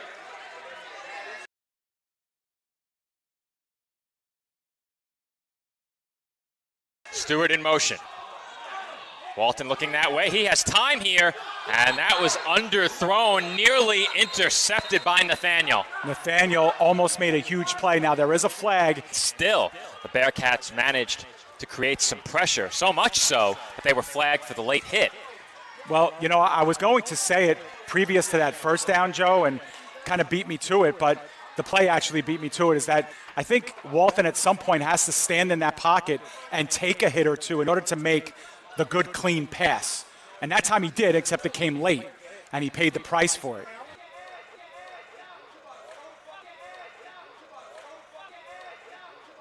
We should mention, too, that Walton left the game earlier with an injury to his right hand.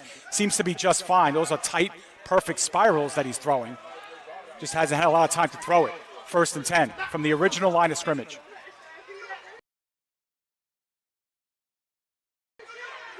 Stewart in motion once again. Walton looks left, he throws left. That catch is made by Stewart, and he is taken down across midfield, and it looks like close to the 20. Yep, and that's a good chunk on 1st down, and that's what I'd kind of look the Stampede to do. There's still plenty of time remaining in this game. This game is far, far, far from over. So if you want to work in 5 or 7 yard chunks, that's perfectly fine here. They just got to complete drives in the red zone, as we do have a whistle here.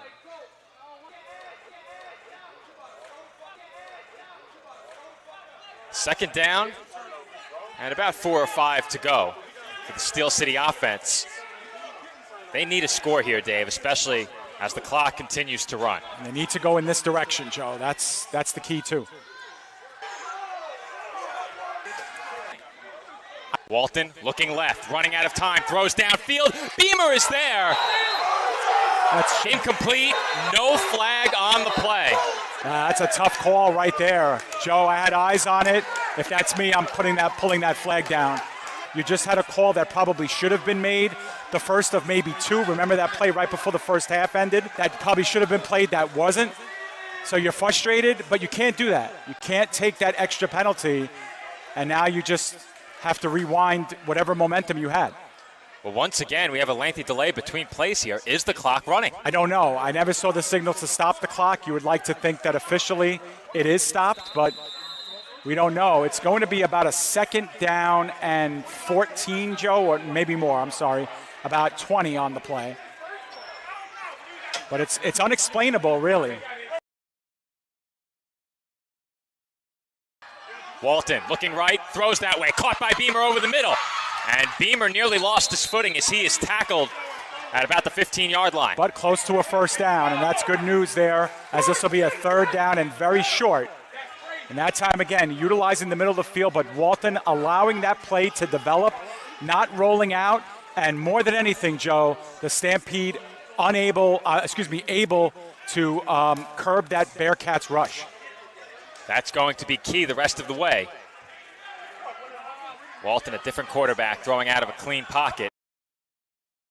Stewart in motion pre-snap. Walton looking that way, throws for Stewart, and that is caught for a Stampede touchdown. Just a great route by Manny Stewart, and in perfect harmony with him was Walton. Joe, you said it before, clean pocket, and that's just a simple 7 yards and over, and just a perfect pass. Nothing that Blitzer could do defensively on that play. No deep safety to jump in on that route, and they get themselves to within 8, possibly 6 after this, as we do not see the field goal kicker out. This is a pretty big play right here. Well, on that last play, Dave, it looks like Steel City exploited that zone look. Stewart was all alone over the middle.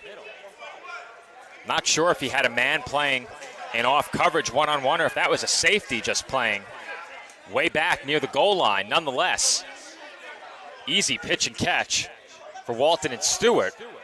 They will go for 2 here.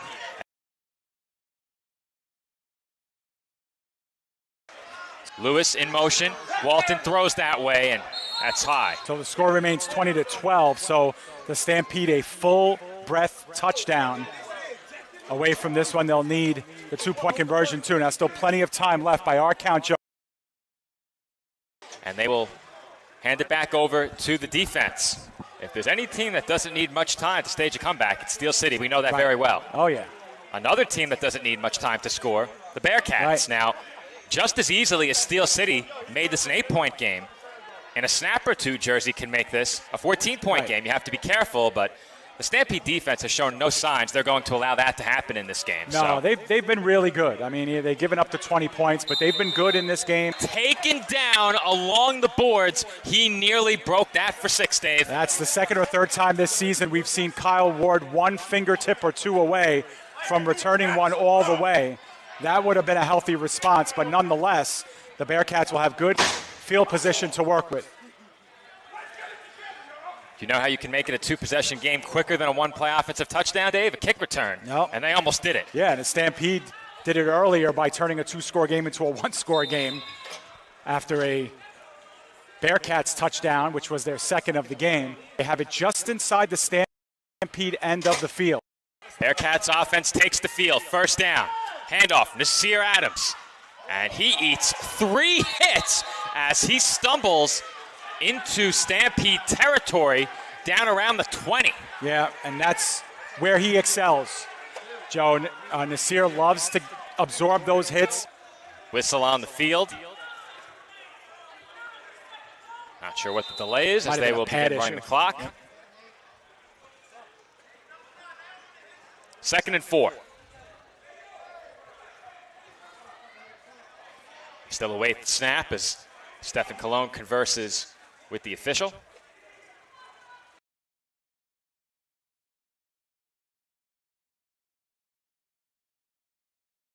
Ward in motion. Handoff goes to Adams again. Adams met by Brooklyn Wells. Big collision as those two go crashing into the boards. Flag down on the play, too. Looks like in the vicinity of holding for the Bearcats. The Achilles heel for Jersey this season, in my estimation, has been holding. Right. They've done so many things well on both sides of the ball, but the more plays they run, the more of these holding penalties you see, especially when they put the ball on the ground. Right, on the ground and also, off tackle, too. When they try and string those plays out into the corners, that's when we see it. Of course, it helps that the bodies are kind of unfurled on each other. So this will put them just behind the original line of scrimmage. Two receivers to Stefan Cologne's right. Savridis in motion, Cologne looking that way. Throws the stick route, it is complete. And Savridis is pushed out of bounds. Yep. First down, I believe. Yep, and that time Savridis just sat down right at the first down marker. And simple timing pattern. Steph Cologne able to find him, so first down. Yeah, it looks like about the 12-yard line, Joe. Three receivers to Cologne's right. They throw the screen pass to Savridis. Short gain on the play. Second down for the Bearcats. Handoff Nasir Adams. And he's taken down just past the line of scrimmage.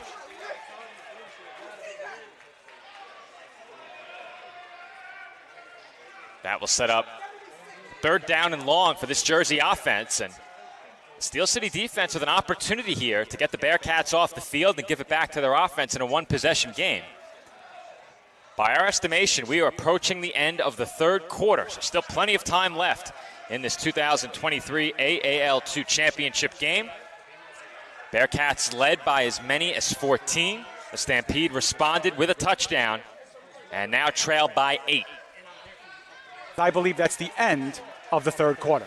Dave, everything on the line in this fourth quarter. It's a one-possession game. Thankfully for us, the action moves to our end of the field. It seems like there hasn't been much down here throughout the game, though. That changed toward the end of the first half. Nonetheless, the Stampede defense with a chance to get off the field. The Bearcats can only pick up a first down, if I'm not mistaken, right around the goal line. Not as much field to work with here. That could play to the advantage of Steel City. What do they have to do to make sure they get off the field in this spot? Well, you know, I think you just have to stay true to either your zone or, of course, your man. If you're playing man in this end of the field, at least we know at this point the run is pretty much off the table, I would assume, unless we have something in the bag of tricks that the Bearcats are going to reach back into. But they need about 13 yards here.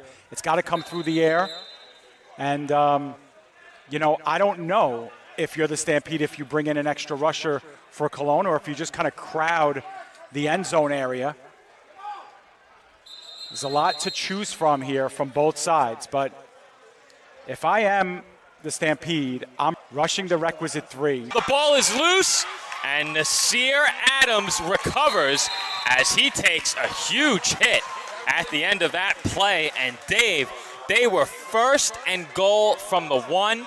All they had to do, in all likelihood, was hand it off to Adams. That is a huge play. As big as that broken tackle by Cologne was, that play could prove to be an even more consequential one.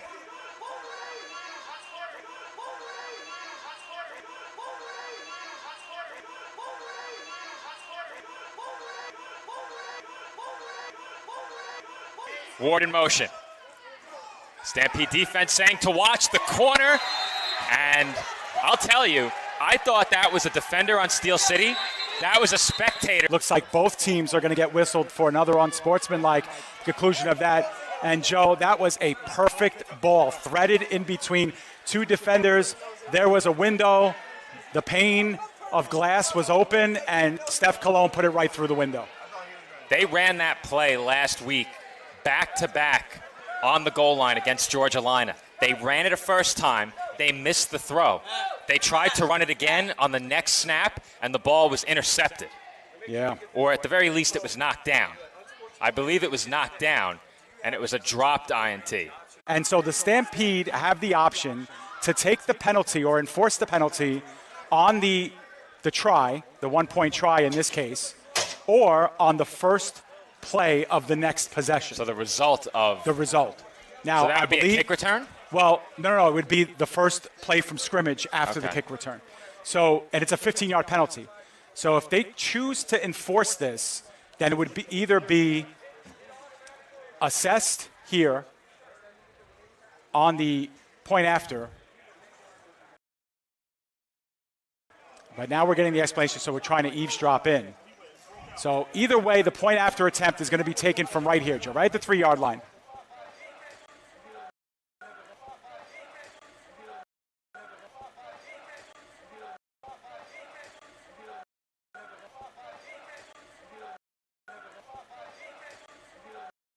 has. That is Live blocked. Lee Holmes blocks it. Blocked it out of bounds, though, Joe. It did hit the out of bounds pads, so unable to return it. Joe, does this score look familiar to you? Just a bit. Now, granted, it's the fourth quarter, and when the Stampede made their comeback in the fourth quarter last time, it was 32-12. And if both of the point-after attempts had been successful, now you're talking about a 16-point lead instead of a 14-point lead. That makes a big difference right now in this game. Will it matter? We'll see. If they could have had just one more extra point, then the Stampede would need a pair of 2-point tries, assuming, of course, they're not going to kick. Now they can score, go for 2, and if they don't get it, they could have a second chance later. And we saw that play out in week 1 where the Stampede would have a chance to win it. Clock stopped on the change of possession as they're sorting out the penalty right now. Yeah, special teams has been enormous in this game. It may not seem so, but it's been enormous.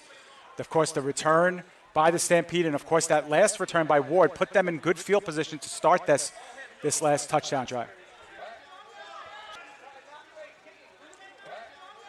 So they were talking about something with the football crossing the line of scrimmage. Right. So that had to be whether or not the kick crossed the line of scrimmage before being blocked. And the Stampede, for what it's worth, will have good starting field position again. And once again, they start at midfield. How many times have we said that today? Yeah, it's been pretty much both teams starting pretty much from the 20-yard line out in this game. Steel City needs a score, trailing by 2 touchdowns. Still plenty of time remaining in this fourth quarter. They responded to a 2-score deficit on their last drive. They responded to a 3-score deficit in week 1. Do they have an answer here in the championship game on their home turf? Walton throws right, complete to Beamer. Beamer trying to cross the goal line, and he did not get there. He's just short, and Beamer is shaken up, holding his knee. Oh, man, you don't like to see that. Beamer needs to get back on his back, let the trainers attend to him there.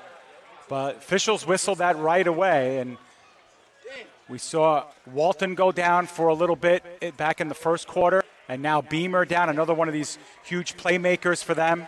And if the down marker is correct, it's going to be 1st and goal. So perhaps the spot was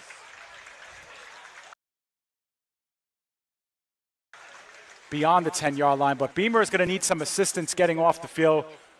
We do hope he's okay. He's been a player.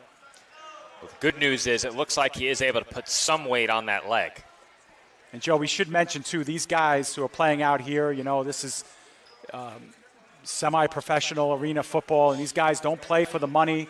They don't play for the fame or, of course, the big television contract, and these guys are trying to make names for themselves. They have us, Dave. Well, but these guys are playing predominantly for a chance at the next level, and guys like Beamer, it's going to be hard to watch them not be on the field. Walton on the quarterback keeper, lowers his shoulder, and it looks like he has it. He's in for a touchdown, and Dave, once again, the Stampede come up with an answer on offense, helped in part by that 15-yard personal foul against the Bearcats. Yeah, and you know what? They scored, Joe, in less than a minute. Trying to get a look. I have to see the camera feed there. See who it is that's down on the field. Right now, we don't have a view. And it's one of the interior linemen.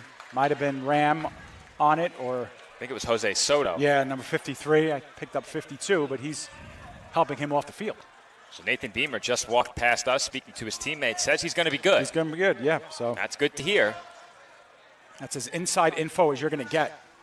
We are about as close to the bench as you can get without being on the bench. Right. Well, the benches are extended. You can't see it on your screen because the benches are on the same side as the camera, but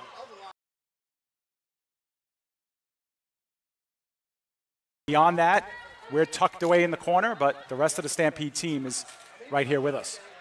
Some ice would be nice on a day like this. A fan, maybe? Just maybe. 2 receivers to the left of Walton as the Stampede set up to go for 2. Man in motion is Lewis. Walton forced to roll right and lost his footing in the offensive backfield. He is sacked for a huge loss. Nothing doing on that two-point try. He took a big hit on that left shoulder, Joe. He really took a big hit, and nobody's fault for the Bearcats. They just kind of landed on top of him full weight. He was already kind of going to the ground, and this is not good to see. I thought he was grabbing at that shoulder earlier in the game. Right. And it looks like he's grabbing at it again. Yeah, and he fell this time on his left shoulder, and before it was his right. Either way, he's going to need some ice for those shoulders at the end of this game. But teams are at a knee right now, and they're concerned about Walton. And the way he went down, they're right there with these fans wishing him the best, but he is writhing in pain.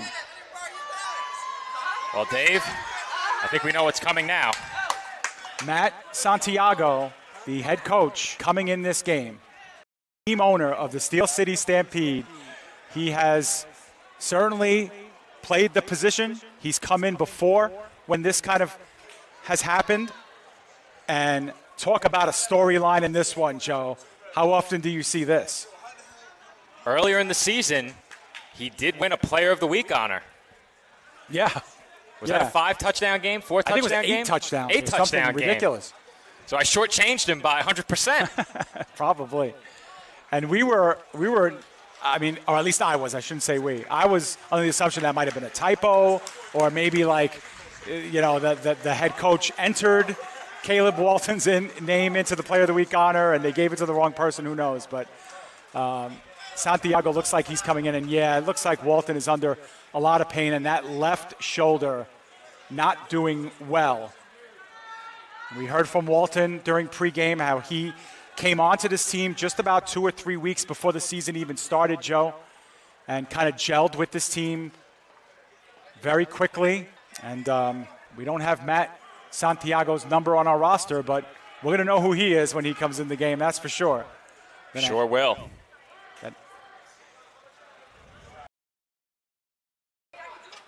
You hate to see that happen after a season that was culminating in a bid for perfection by this Stampede team. Walton's been the quarterback for almost all of it outside of that game he missed, as far as we know, and had performed incredibly well in week 1, was hoping to lead yet another comeback victory here today, but he won't get to finish this game. His team trailing by 8. There's still plenty of time left, but the Bearcats will get the football and have a chance here to extend their lead. Uno in play here, but Ward is out of the end zone, and he is nearly out of sight as he breaks another tackle and goes down at the 10. Wow. You know, and that's the problem sometimes, Joe, with the ball going in so deep, is you get all of that over pursuit committing to the ball carrier, and then when Ward finds himself a hole, that time to the left of scrimmage, he was able to take it all the way through the middle. I thought Ward initially might be gone. You said it. The initial pursuit was an over pursuit by the Stampede. They were able to get back and contain Ward. Fortunately for the Bearcats, he went down a bit outside the 10. They can pick up a first down. I thought Ward was tackled at the 10. He is spotted at about the 12. So first down and 10. Jersey can get a first down at the 2 or 3 yard line here, and they have a chance to go right back ahead by 2 possessions. 2 receivers to Cologne's right. Motion man is Ward. He takes the handoff on the sweep, and he takes a big hit. And Dave, that could have been us, as we have another flag in the area of holding. And every time they have run that to the outside, Joe, they have been called for a flag and a holding call, and that time, once again, holding against the Bearcats on a running play outside of the tackles. And that has to be extremely frustrating. And they're going to walk this one back 10 yards. It'll be a 1st and 20. And when we score this game following its conclusion, get a look at the final box score, which may come in the next several days, we are going to see a total of penalty yards on that box score. And both of these teams are going to look at that number and probably have some regrets looking back at this game, specifically the Bearcats, as they have been flagged for no fewer than 4 or 5 holding penalties. Yeah, and, you know, they take away downs as now the down markers are, they're getting things really wrong here. This should be a 2nd and 20. Instead, the markers have it at 2nd and 10. They'll get that right. Quarterback Matt Santiago will wear number 1, Joe. can't say I've ever seen this. Well, Joe, we had a crazy finish in the first time these two teams met. I win or lose for the Stampede. I get the feeling we're going to be in for a crazy finish here. It certainly appears that we are going to bookend the season with two thrilling games, and that's the word we used to describe the Week 1 matchup at the top of this broadcast, and I think it is certainly a fitting description for what we saw in that game. This game has lived up to the hype. We said it's one we've been looking forward to all season.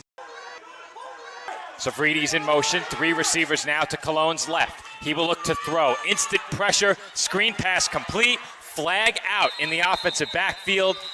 Short gain or no gain on that play, and Jersey might be moving back again. Yeah, I think this is going to be a false start. I think Savrides was well ahead of the line of scrimmage.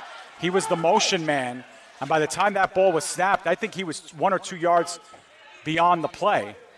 We'll see what exactly the call is. Either way, it's being discussed with the coach of the Stampede, because there is a decision here, Joe, because they only gained about 3 yards. So do you want a 2nd and 17 or a 1st and 25? That's a tough call. Yeah, because you'd almost like the loss of a down because you're down in the scoreboard. You want to get the ball back.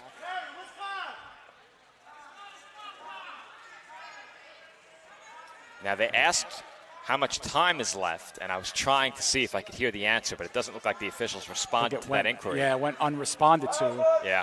This is a 10-yard penalty. So maybe it was more than just a false start.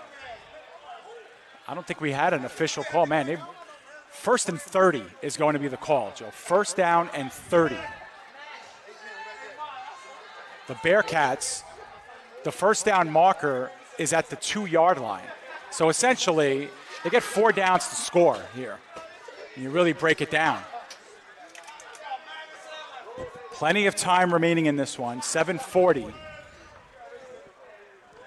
Well, Jersey unquestionably in a very tough spot here, but they do have time on their side. We are moving toward the conclusion of this game, and they lead by 8. Cologne will throw near side and incomplete. Looks like that was off the hands of Kyle Ward. It was. Yeah, Ward had to elevate a little bit, but I think that's one he should have. Now he turned his back towards the defender to try and get up and scoop that one in. 8 minutes to go is what we have been told. Thank you. And they are about 2 or 3 yards beyond the original line of scrimmage. So 3rd down and 13. And this is a huge play, Joe, because if they do not make this, they are going to have a huge decision to make here about whether they kick a field goal or whether they go for it on 4th down. They are right in that range right now, Dave. Yep. Puzo in motion. Cologne. Hands off up the middle. And they don't gain much on that play. And Dave, could they have been playing for the field goal? That tells me they were playing for a field goal, but they gain nothing. Nothing. Decision time. The only thing that they did was get the ball spotted in between the hashes to make it a straight-on kick for Starego. And it does look like they will bring the special teams in, and Starego with a chance to put the Bearcats up by 2 scores if successful. Now remember, this is a normal play from scrimmage, so a block and a return is a touchdown the other way. I don't think we've had a kick in a high-pressure situation like this in any game we've covered in any league. No, sir. WFA, and EFA, AAL2. About a 33-yard field goal if you include the end zone. Starego, left-footed kicker. Good hold. Kick on its way. No good. Wide right. Yeah, he just missed it. The snap was great. The hold was good. Turnover on downs. The clock will stop here. And the Stampede, down by a touchdown and a 2-point conversion, have a chance to knot this game up midway through the 4th quarter. Now the ball is spotted at midfield, Joe, so the spot at which the kick was taken. That plays into things as well. Puts the Stampede 10 yards closer. The Stampede have had no sort of running game in this one. So you'd expect Santiago is going to get busy right away. He does not have Nathan Beamer, Dave. Right. Juju Jordan in at wide receiver. We saw him replace Beamer earlier. Beamer has not returned. he is not in the bench area right now. And Jordan's going to get a running start from about his own 8-yard line. So he's right now 17 yards behind the play. First down, Stampede. They trail by 8. Closing minutes of the fourth quarter. We have about maybe half of the quarter remaining. And Steel City looking to come from behind against the Bearcats for the second time this year. Here today with the AAL2 championship on the line. Santiago goes deep with his first pass, and that is knocked down. Devon Blutcher got a hand on it, Dave, and he had Jordan if he put a little bit more air on that football. Yeah, probably a little bit deeper into the end zone is where he wanted to put that, but tried to put the nice soft touch on it, running underneath it. Devon Blutcher's able to get at least his fingertips on it to deflect it away, or else that could have been dangerous as well. Just short of a first down, if I'm not mistaken. And it's going to be 3rd down and 1. And look at the Stampede also not huddling up. They want to keep things working very quickly. Now, we did see Nathan Beamer in our area, Joe, asking how much time was left because he's fixing to try and get back into this one. He's not on the bench yet. Perhaps maybe we see him down around the goal line, and we're approaching that area of the field right now. Right, because even if he's out there, Joe, as a decoy, he's a big decoy. He's a big body. And he's going to require a lot of attention. Santiago throws left and is intercepted. Broken tackle along the sideline. Keemon Coleman with the INT, and the Jersey defense comes up big yet again. And now we have flags coming in after the play. Joe, on that last play, number 32 for the Stampede, saving a touchdown. And definitely some hot tempers after that.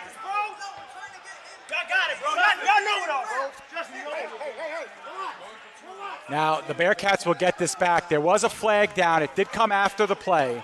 And so the Bearcats are either going to be set up with really great field position out of this.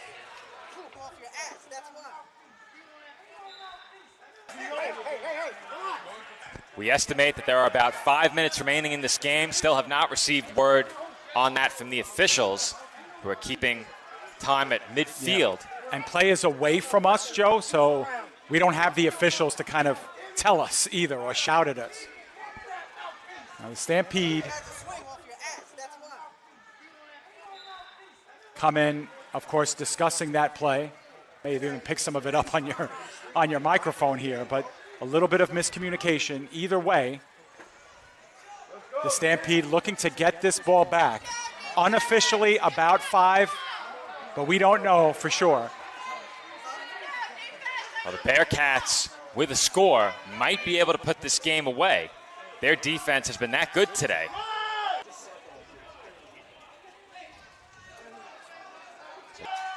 Carry goes to Adams, and Adams is pushed out of bounds.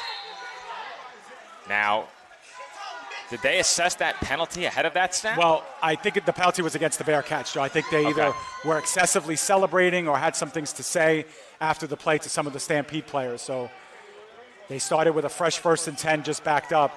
That was about a gain of, I want to say, about 8. Although we lost the down marker.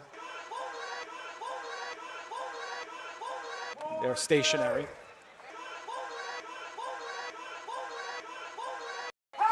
Okay, I didn't see the first down marker. All right. Is up against the glass behind the blue padding.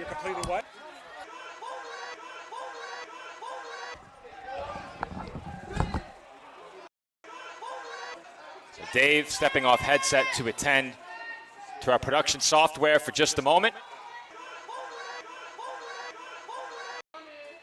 Bearcats fake the pitch, handoff on the sweep, but Stampede were all over that one. Loss of a couple on that play. Savrides on the carry. And that will set up 3rd down.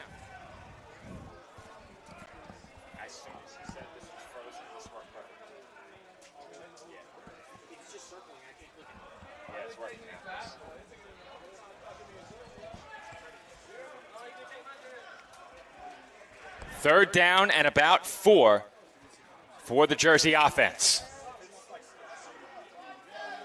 Big question here is whether or not this is 4-down territory for Jersey. Would they attempt to kick it away? I don't think so, especially if they can get it into a 4th and short situation. Cologne in the shotgun. 2 receivers to his left.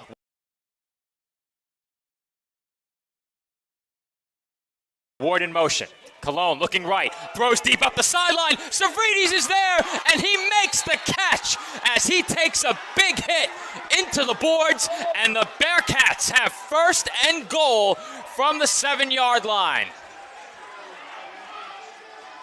We may not get a second look at that on replay, but you saw it in real time. A huge hit on Savridis, sending him into the boards. He holds on in heavy traffic all season long. This Bearcats offense has had the big play in their arsenal. Perhaps no play bigger than that right there. Handoff, Nasir Adams, counter, breaks 2 tackles, and he is in for a touchdown. Wow, Joe, just 2 huge plays in a row, and the Bearcats able to kind of flex their muscles and show their sheer strength.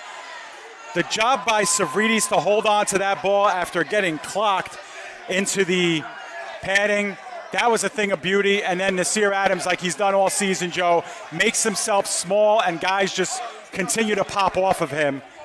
What a play, and they're up by 2 scores again. Bearcats leading now 32-18. In week 1, the score was 32-20 in the 4th quarter.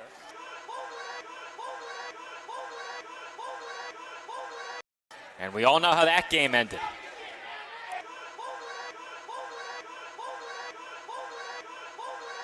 We had the time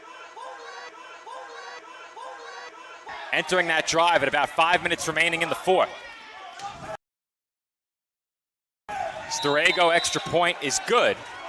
That will make it a 15-point game, and as I said before, a 15-point lead will force the Stampede to convert on at least 1 2-point try, perhaps 2, if they do not elect to try an extra point. But before they're worried about that, they need to find the end zone with time running out in this 4th quarter. Yeah, 100%, Joe, is now also with your backup quarterback in the game. Still haven't seen Nathan Beamer. Clock running down, we believe about 2.5, 3. Now, we should mention we've lost our graphic capabilities on the broadcast. We know we still are online, but the internet has really taken all of our access away, but we'll look to get that fixed in post. 2.5 minutes to go. We have just received confirmation, 2.5 minutes to play, and the Bearcats with a 15-point lead. We can create a scoreboard in post. I think we can handle that. We can handle it. Might take us a little bit longer to get it up on screen, or get it out there as a final product. But we've rolled with the punches too, Joe, here on PDF Sports Network. We're so happy to have been a part of the AAL2 this season, their debut season. Got a lot to be proud of here. Still 2.5 minutes remaining in this 2023 season, perhaps more. As that kickoff once again just clears the roofing. Jordan on the return. Cuts up field, gets through a small seam, still on his feet, and he is finally tackled down around the 15. By Storego, I believe, came up with the tackle. That would have been a huge return, because then if you can convert an onside kick, now you're right back in the ball game. But the Stampede on a short field will be able to kind of cut this to a 1-score game, potentially. Steel City must have a touchdown on this drive. Still plenty of time. The Stampede have 3 timeouts. Question, should Steel City score, is how will Jersey look to run out the rest of this game? And can they do it? That was a problem last time now. Also remember that in that game, the 2 onside kicks, one of them was actually recovered by the Stampede, only it did not travel the necessary 10 yards. Jordan in motion up the field. Santiago throws that way, and once again, that pass a bit underthrown. And Joe, you could tell now where simple repetitions have just not been there. You could see the wide receiver in on that play does have a little bit of a window. There is a chance to hook up there, but because those guys just don't practice together, that timing is just off.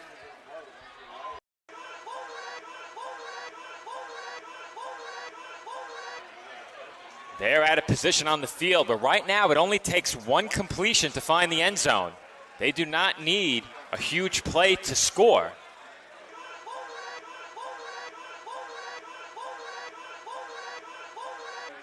It's why I almost think that they should still remain near the line of scrimmage, Joe. Still look for that bubble screen, still look for that developing play downfield.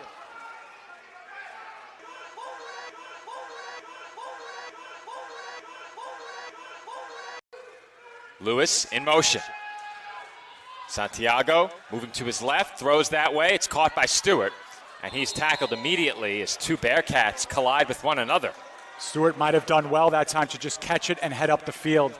Instead, he kind of curled back in to try and get himself some more space, and it cost him a yard or two and not a lot of real estate up the field. It'll be 3rd down and about 7. I think by going down to the turf, he saved a big hit. You said it, 3rd and 7. Stampede will undoubtedly have 2 plays to pick up a 1st down.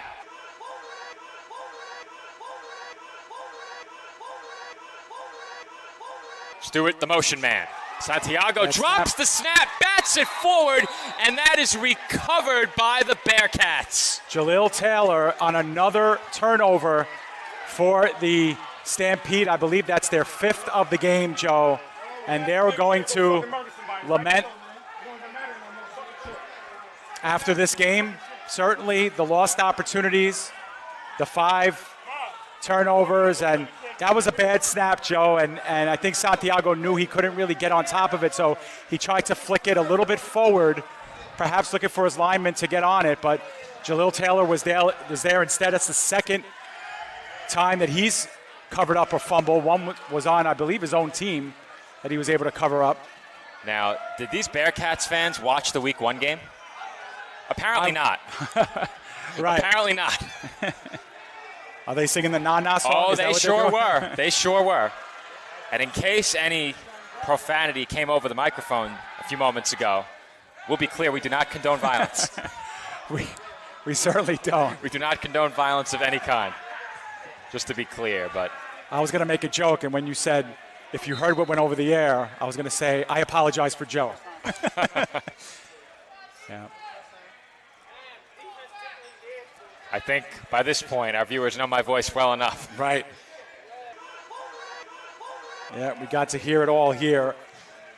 But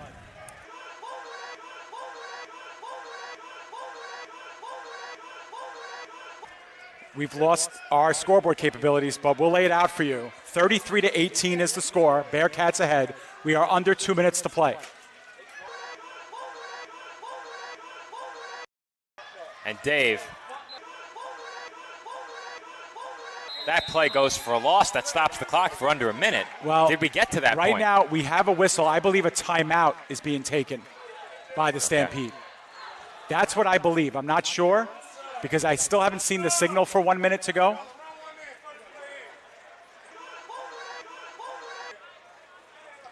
I don't believe we could have been at the 1 minute mark yet. I don't think so.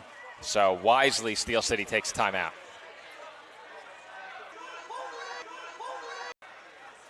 It will be a 2nd down and 11 from right inside the 10-yard line.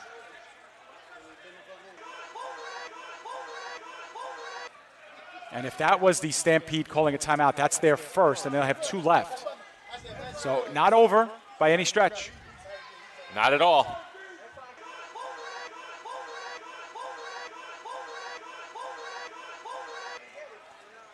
Three receivers to Cologne's left.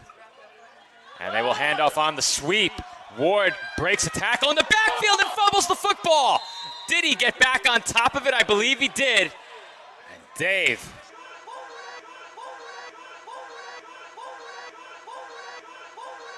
Jersey trying to run out the clock in these games. They just haven't been able to do anything right. And they should know better. The Stampede going all out for that football. That is job number one for them. Get the ball back. And Kyle Ward almost guilty there of giving the opponents a 1st and goal, a desperate opponent at that. But now it's 3rd down and close to 15 from about the 6 or the 5.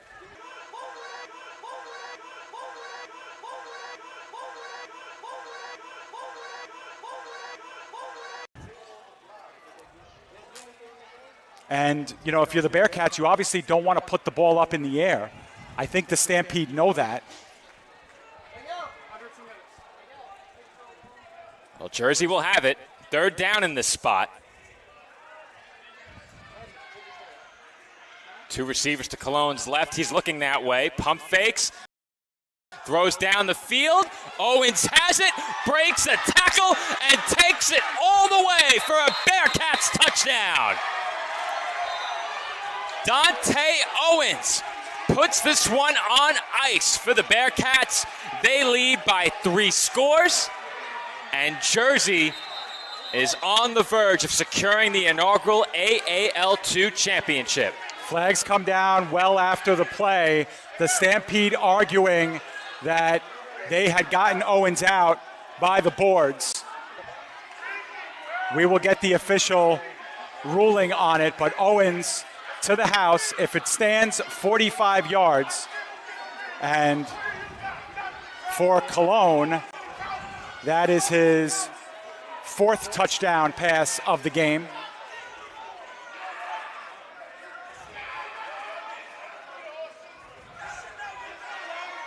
The score 39-18. Potential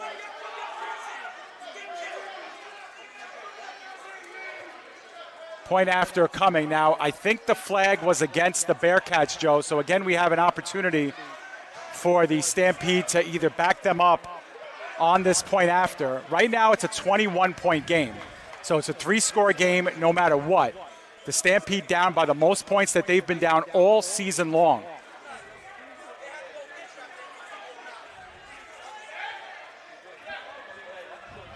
We did have another flag after that play as well. Not sure if that was sorted out. I was over. Well, I think they were discussing, Joe, same deal as last time. Where do they want to enforce this? Either on the point after or on the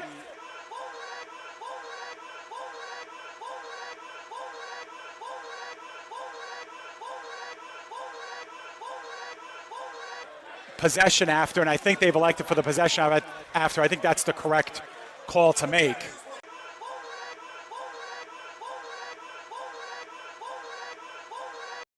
So they excessively celebrated again. I think so, okay. Or there was some jarring after the play.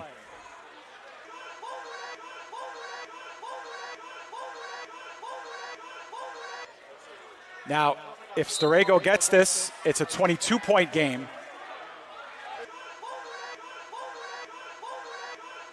And they'll need two-point conversions for sure.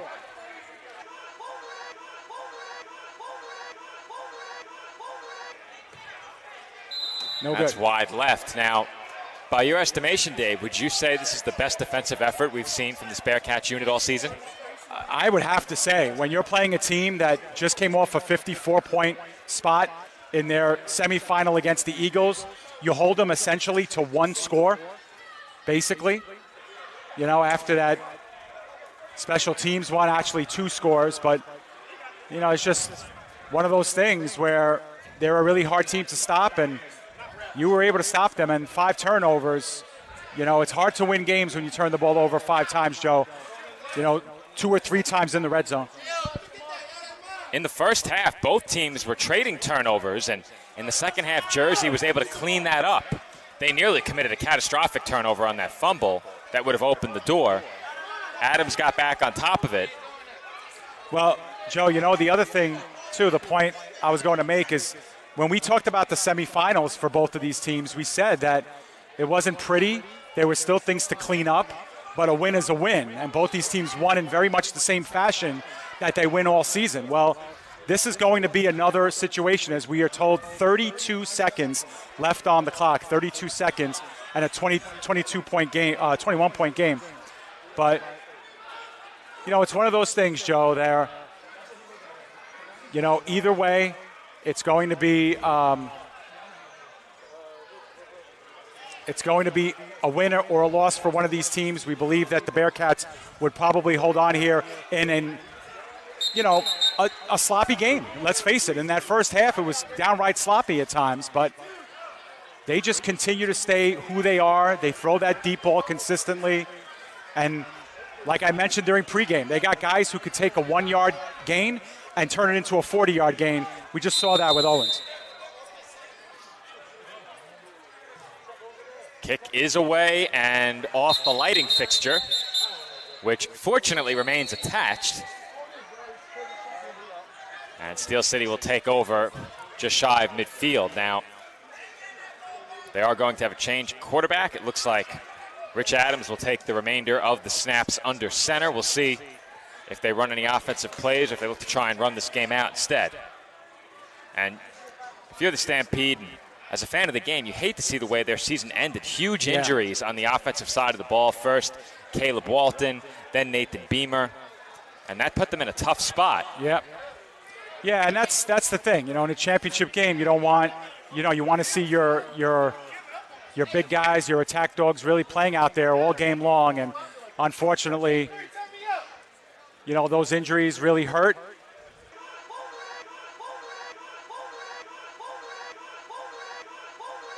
And the Stampede are going to have to finish the game without those guys. And we're going to see it on your screen. The Bearcats will likely be celebrating here in less than 30 seconds.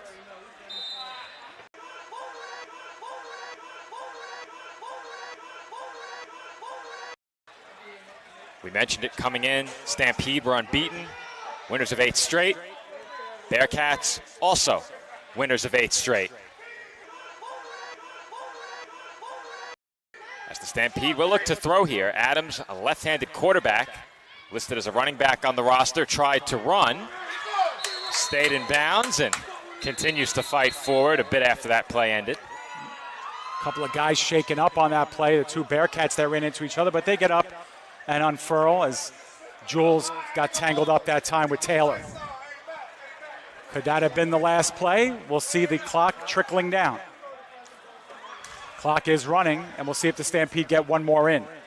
39-18 is our score, even though the scoreboard here says 40-18. You're right, it is 39.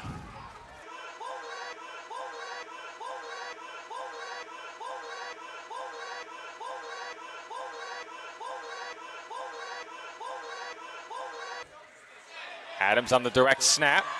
Nice hole. And he picks up a first down. Could be it. That should do it.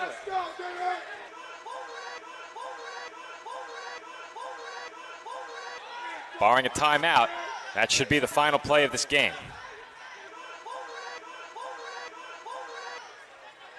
Looked like ahead of that snap, the official signaled 23 seconds.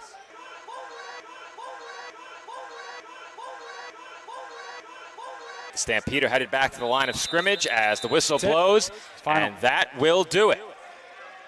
Though Bearcats aren't in celebration mode yet, and neither are their fans. However, the Jersey Bearcats are the inaugural American Arena League 2 champions as they extend their win streak to 9 games and defeat the Steel City Stampede in the first American Arena League 2 championship, 39-18. Well, the key word there, Joe, is first, and, you know, first is forever. And, you know, whether the AAL2 goes on for 50 more seasons, 100 more seasons, or 2 more seasons, you know, there'll always be a first ever champion, and the Bearcats are that team. They finished 9-1 overall and 9 straight to end their season, and they avenge the game against the team that they wanted in the Stampede, and what a complete performance for this team. They did it all on both sides of the ball. In the first half, it was a defensive battle. Only 19 points scored ahead of halftime. After that, the offense for Jersey really picked it up in the second half. They score 26 points in half number 2. all game long, their defense made big plays, forcing 5 turnovers, many of those coming on interceptions, one coming on a botched snap. Yep, and you know what, Joe, obviously temper is a little heated up there, but for the most part, Joe, embraces by each team. A lot of respect that goes out between both of these teams. They played their butts off out there. Unfortunately, one team had to lose, and what really both of these teams did during the year, Joe, is they gave us a show. They gave these fans a show. This place was packed. It was loud, and it had that kind of championship nervous energy at times, but energy all the same. And, one team has to win, and that's the Bearcats, and they deserved it. They've had a fantastic season, and they finished it off with a W. This was a one-possession game heading to the final minutes of the fourth quarter. So this game certainly delivered. The final score might not indicate that if that's all you look at. But from start to finish, this was a back-and-forth game, a very competitive game, and a very entertaining game. The AAL2 gave us entertaining arena football all season long. It was a blast calling these games. But, Dave, we have one more job. We have to choose our East Coast Trophy and Awards Player of the Game. Now, I've asked before, can you give the game ball to a unit? The defense did such a great job. I feel like everyone on that side of the ball has gotten their time to shine on the post-game show this year. Do you give it to the quarterback who threw 4 touchdowns? Well, it's tough. I don't think Steph's gotten it yet. I don't think he has, and I think maybe the poise that was shown by this team, maybe he should be. And, I think that we're going to try to get A.J. Roque on the air. And we'll try to get him on the air, and maybe he could give us somebody who he'd like to give a game ball to. But either way, a nice performance for him. I think Ja Valentine might be headed our way too, and that would be fitting because his defense came up with some big plays. We are going to get Ja on the air. How y'all doing today, folks? Hey, what's up, Ja? We're doing well. We contemplated who should get our player of the game. Ooh. And we said we might have to give it to the entire defensive unit because you guys really showed out today. What a tremendous job. What can you tell us about the resilience of your team? Listen, as hot as it is in here, it is a sauna in here. Yeah. It is a sauna, but we were subbing a lot, staying hydrated, you know what I mean? And they stuck to the game plan. The game plan was, every other week we were going outside because quarterback was a scrambler. Mm-hmm. This week we pinched more, pinch. We tried to get to him. He was elusive a lot of the times. But we got the picks. We got, 7 interceptions? 6 or 7. 6 or 7. So we were talking about it late in this game. This certainly has to rank with your units, one of their best performances of the season. In your estimation, where did this effort rank in terms of defensive performances throughout the season? Let's see, what's the score? So they scored twice, right? On defense? On defense. You allowed against 2. Your defense, you only allowed 2. Special teams, 1 touchdown, defense 2. Okay, so I'm going to say this. As far as a best performance, turnovers-wise, yes. Turnovers-wise, it was our best performance. But I feel like our D-line, we were kind of tired. Right. We were kind of tired. Right. You could see, it showed. Yep. Yeah, you know what? Coach Roque said it at the end of the game last week against the Lions. Sloppy, but you find a way to grind it out and win. And the key for this game was 60 minutes. You could kind of feel scores like 26-12. It's the fourth quarter again. Kind of feel like at least the chatter here was like, we still got this. Mm-hmm. What's it like to see your team actually close things down? At the end of the game, when it's like, all that chatter, it's about being professional. It's all about professionalism. You know what I mean? We can't keep going back and forth, chirping. We got a player kicked out. You know what I mean? Taking your helmet off. We have to be, better in the way that we conduct ourselves as a team. And that's all it is just, I think it was a lot of emotion. Yeah, sure. High emotion. Sure. Well, Joe, we want to allow you a chance to get back to your team and celebrate this, but tell me, for you personally, how does a win like this feel? Oh, it feels great. I'm a champion. I appreciate you being here. Yeah, we appreciate covering the Bearcats all year long. And Coach, if you want to tell a couple players to come on over, join us. It's been a pleasure watching you guys off season. All right. Wish you the best, and congratulations on a great season. All right, thank you. All right, you got it. That's defensive coordinator Ja Valentine, who's coming in and joining us. And, of course, we will get some other players on the broadcast as well to join us. Devin Blutcher will join us. Devin, 2 for 2. Hey, what's going on? Hey, what's up, Devin? So, Dev, we're just talking to Coach Valentine about, the defensive performance, really staying true to who you guys are and getting some big turnovers against this Steel City team. Tell us a little bit about how big of an impact that defense made by getting those turnovers. Oh, the defense did their job. We did what we were supposed to do. We just kept our offense in the game long enough so they could capitalize and get enough touchdowns so as to win the game. That's all the defense needed to do, is just maintain, stop them from scoring, and we did that plenty of times. Yeah, and you were also able, of course, to get some interceptions yourself. How does it feel to get those, to get the momentum back for your offense, give them the ball back after the Stampede were really traveling down the field, but they couldn't convert in the red zone? Oh, it felt amazing because it was exactly what we needed. The timing was so great. The momentum swung in our direction, and we just capitalized. Unbelievable. And Devin, for you personally, of course, what does this championship mean for you? Oh, for me, it's I don't even know how to put it in words. It's an accomplishment, honestly, because we worked so hard as a team. We knew this was our goal. We came in with one goal, and we accomplished it today. So I'm overwhelmed with excitement, and I just can't wait to celebrate tonight with my teammates. All right, well, speaking of celebrating, you're missing some good stuff there. I am. So why don't you go join them, Devin? Congratulations. Thank you so much. Appreciate it. You got it. Devin Blitcher, one of our players of the game, joining us 2 weeks in a row. All right, I'm back, Dave. Yes, waiting for you. AJ's on his way in, Joe, but got, of course, stopped on the way, celebrating with some folks that he knows. And we got a chance to speak to Devin Blitcher. Another 2-interception performance for him. Talked about the keys to getting those turnovers. Well, the turnovers in this game were key to the Bearcats' success, and we saw it throughout the first half. The Bearcats' defense was really giving Steel City fits on the offensive side, and it wasn't just around the line of scrimmage where they were generating pressure, and in the secondary where they were getting picks, they created problems everywhere on defense. Obviously, we didn't see the Stampede try and run the ball very much. That's something that carried over from week one. I think they had one rushing attempt in this game in week one, didn't rush for any yards. Here in the championship, did not rush for any yards as well, and we are going to get a chance to talk to the championship-winning co-owner and head coach of the Jersey Bearcats, AJ Roque. Thanks for joining us. How good does this one feel, first and foremost? Phenomenal. Oh, my God. Love it. Because I've coached other teams, and we've lost in this building before.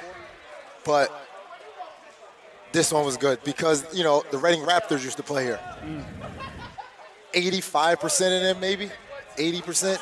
A good amount, 75, all were Raptor players. AJ, one of the themes coming into this game was 60 minutes. Play a whole 60 minutes of football, and you could see in the fourth quarter, times getting a little tense. Obviously these guys on this side feeling like they were still in the game. How important was it to shut that door and to play that 60 minutes of football Finish. tonight? That's all we were trying to do, finish, right? Because last time it was, under a minute, and they scored 2 touchdowns. We lost. That's why the game wasn't over. We had to continue moving the ball. So week one, obviously, didn't get the win against Steel City. You get a second chance today. Obviously, you're not looking for any particular team in a championship. You just want to win the championship. But given that it was the Stampede and you got a chance to avenge that and make right by that week one defeat, how important was that coming in? For us, that's all we wanted. So from after we lost that game, we were like, all right, this was a wake-up call. Because like I said, our roster, we got the best team on the field. It is what it is. I am saying that. It is. We got the best team in the league. And we got beat, right? So that humbled us, right? We had to go and figure it out. What happened? And we were thinking we were too high. We were riding too high. And that's how we lost. So, it was just finish.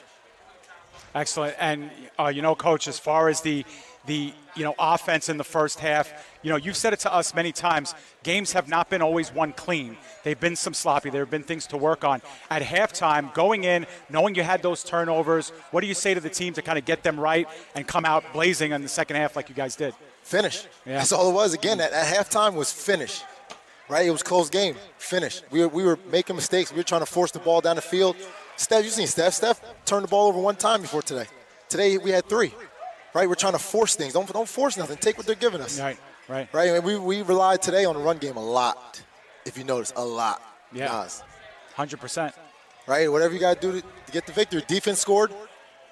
Kyle gave us great field position on a couple Specials, kickoffs. Yeah. The full team win. We've spoken for a good year now trying to get to this point in the season. I know how hard you have worked as far as the league is concerned. You were out here at 9 a.m. painting lines on this field. For you personally, to win this championship, you know, that's how great Steph is. He takes off the headset before because he knows we're going to be angry with him if he douses our headset. But for you personally, all the blood, sweat, and tears that went into making this a season, making this an actual league, absolutely. giving these kids a chance to perform and get to the next level, some of them. How's it feel? Absolutely. I mean, phenomenal. I mean, all we're trying to do is make things right? Because there's so bad in this game of arena football. There's so many bad things that go on. All we're trying to do is set a standard, right? People don't want to believe the standard. It is what it is, but that's the standard. It's got to be followed, a certain way to do things. If not, you just can't be here. And put it like this, there's no team that finished in the AAL2. This is the best part, undefeated, right? You go a lot of these leagues, some teams finish, start to finish, undefeated. No one finished undefeated. And we went all the way to the last week to find out who was the number 3 and 4 seed for the playoffs. Right. So us and the Stampede were at the top, but top to bottom, you had to fight to the end to get in the playoffs. You know, I think we got something going. Well, listen, we've enjoyed being a part of it. Thank you for everything you've done for the league, for the team, for us. We're going to have Coach K on and enjoy his moments. Yes, sir. Thank you. Thanks, AJ. Yo, Coach K, get me out of here to celebrate. I want to go celebrate, man. Yo, you Coach K's corner, you got to save the best for last. Now, that's a way to get the headset from Coach K. Steph Cologne. He knows what he's doing on the mic. He's a vet. We've had him here many times. We've seen him on the Bleezy Show. We know what he can do. We have. Early in the game. Last time we was in a game like this, y'all saw me on the side crying, man. That was the EFA championship. This was a little bit different outcome right here, man. Shout out to the boys in the front. Different outcome, the outcome the team was looking for. Early in the game, the Stampede were bringing the pressure. Your team quickly adjusted, got the ball out a bit more quickly, and you were able to make big plays on short, quick passes and in the run game. Were there any more adjustments that perhaps we didn't pick up from here at the commentary desk? Yeah, I just feel like the biggest adjustment was just calming down. We were caught up into the game in the beginning. We were really wanting to match the energy. We all remember what happened to us week 1. So we were just out here just trying to make sure we was up. We were attitude-wise, energy-wise, but then we was too high. We were too high, so we had to settle back down, play our game that we play. That was reading and reacting, and then we started doing that. We started taking it short. I calmed down a little bit more, and we were straight. What was supposed to happen happened. Coach AJ made mention of it, Steph, but obviously we saw it too. The commitment to the run game, really for all 4 quarters, that was a big difference. Tell us about the hard running of Nas on the inside, obviously getting Kyle involved, coming out of the backfield as well. Oh, yeah, this is when I get to get you. I blame that on you guys because when we commentated games, it's Stephen Cologne dropping dots up top, Stephen Cologne going deep. So if you watch film, which I'm pretty sure they did, they moved back every time, and I still, like I said, adjustment. I still in the first half was trying to push the ball down the field, and AJ was telling me to just chop it down. I had a lot of energy. Then when AJ was, all right, Steph, take the hitches. The game just changed, and then Nas just made the game you already a handful to deal with Nas. So if you really weren't about to pass and we're still trying to pass, then we're not doing the right thing. Once we settled that down, no, we're going to give him the ball, and if that means it turns into an outdoor, low-scoring game, that's just what happens. And as you can see, it was hard to tackle that big guy. He's a big guy, man.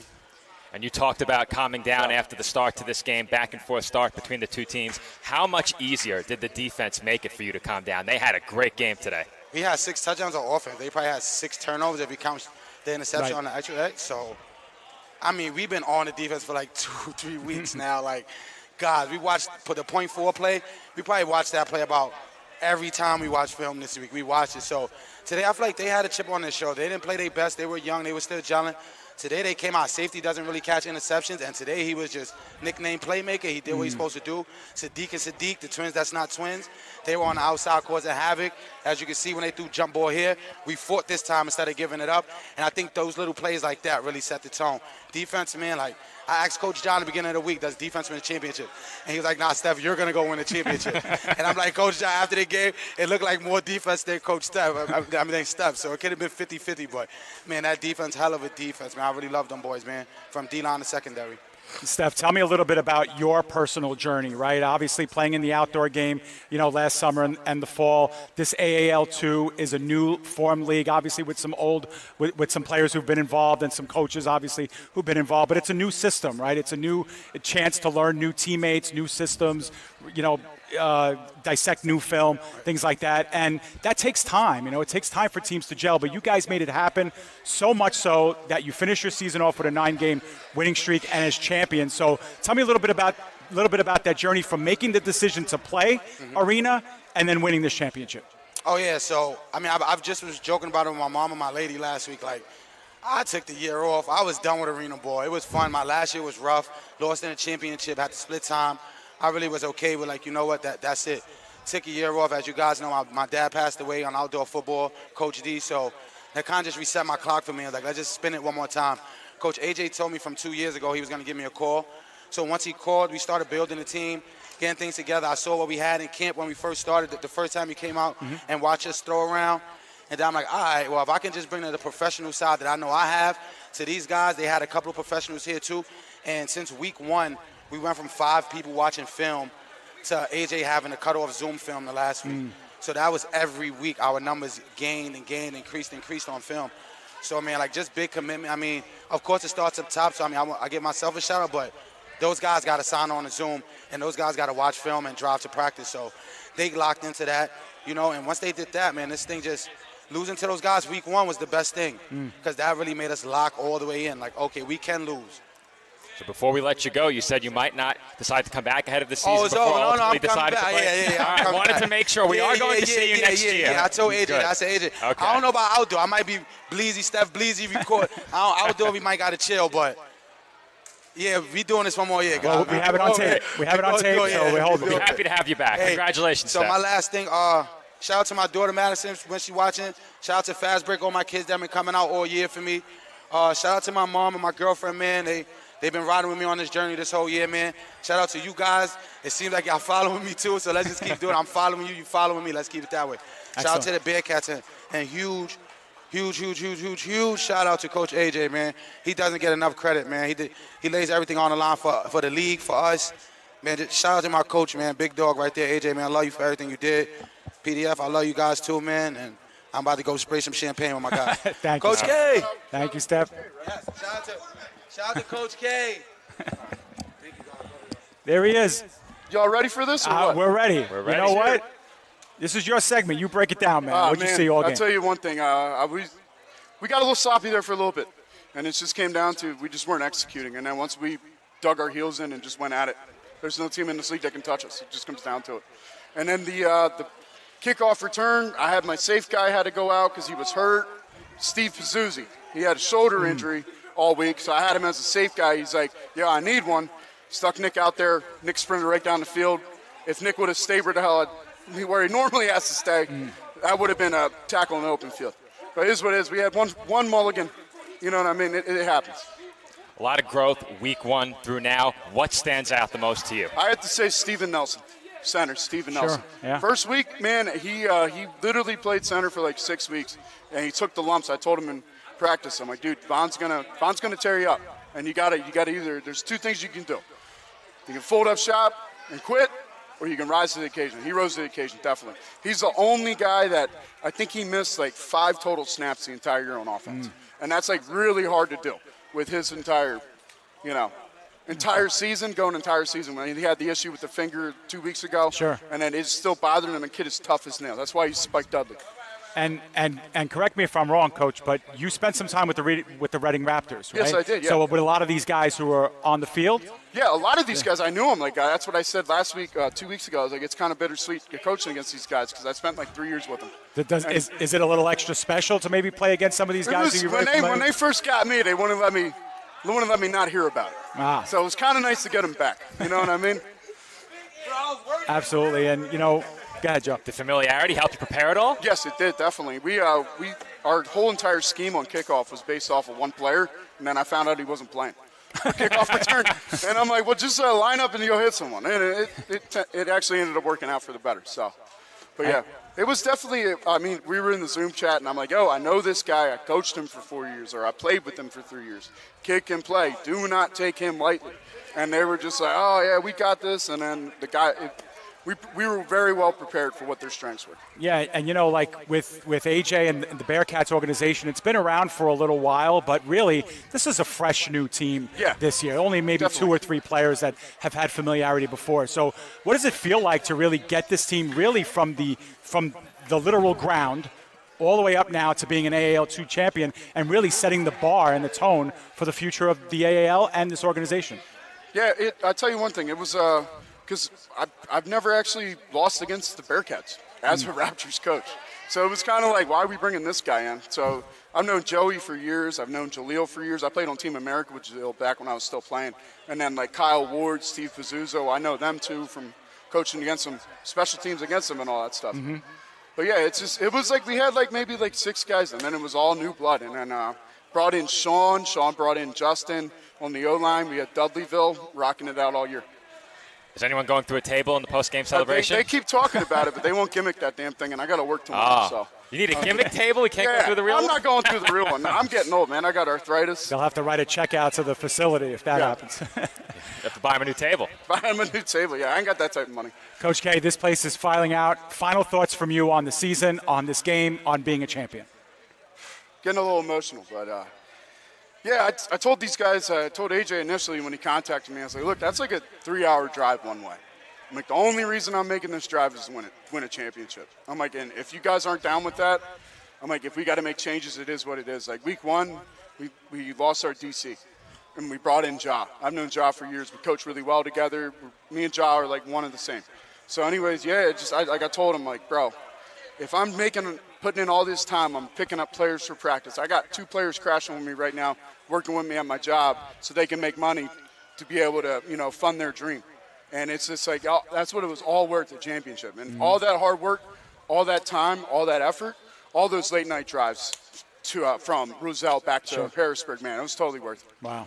Unbelievable. Well, you earned it, and you're a champion now, so go enjoy this with your team. Did you guys make the graphic or not? We did not make the graphic, no. Well, we knew we didn't have graphic capabilities. That's the problem. Right, Oh, yeah. in this facility. But yeah.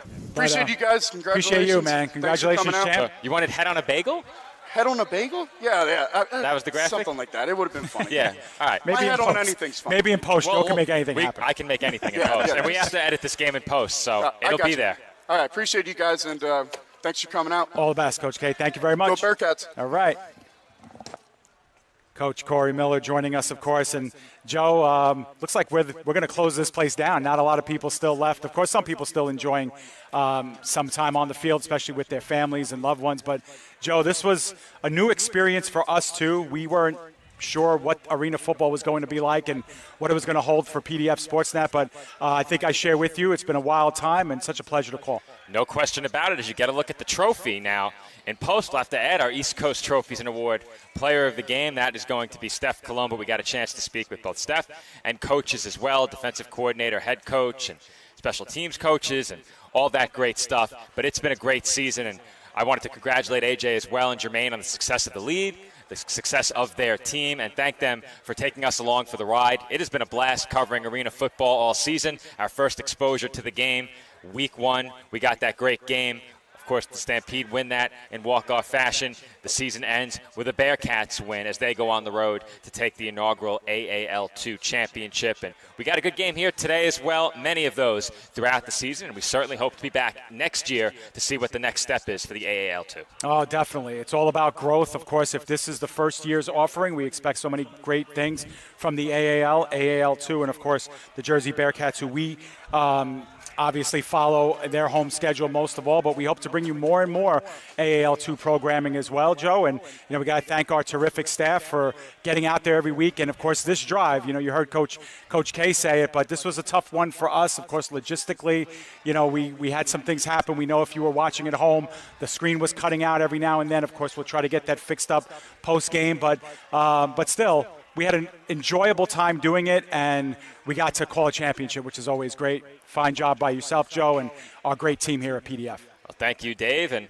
for Dave Pizzuto, this is Joe Foreman, our camera operator today, Louis Matrone, our engineer, Andrew Rotundo, all of us here on the PDF Sports Network. Thank everyone for watching all season long. Once again, the Jersey Bearcats win the inaugural AAL2 championship by a final score of 39-18. We hope to see everyone again next season. But until then, enjoy the rest of your summer, and be sure to check out PDF Sports Network at PDF Sportsnet on YouTube, Twitter, Instagram, and Facebook. A lot more to come here this summer, including Little League World Championship qualifiers later this month. Tune in for that. Enjoy the rest of your summer. Thanks for watching, everybody.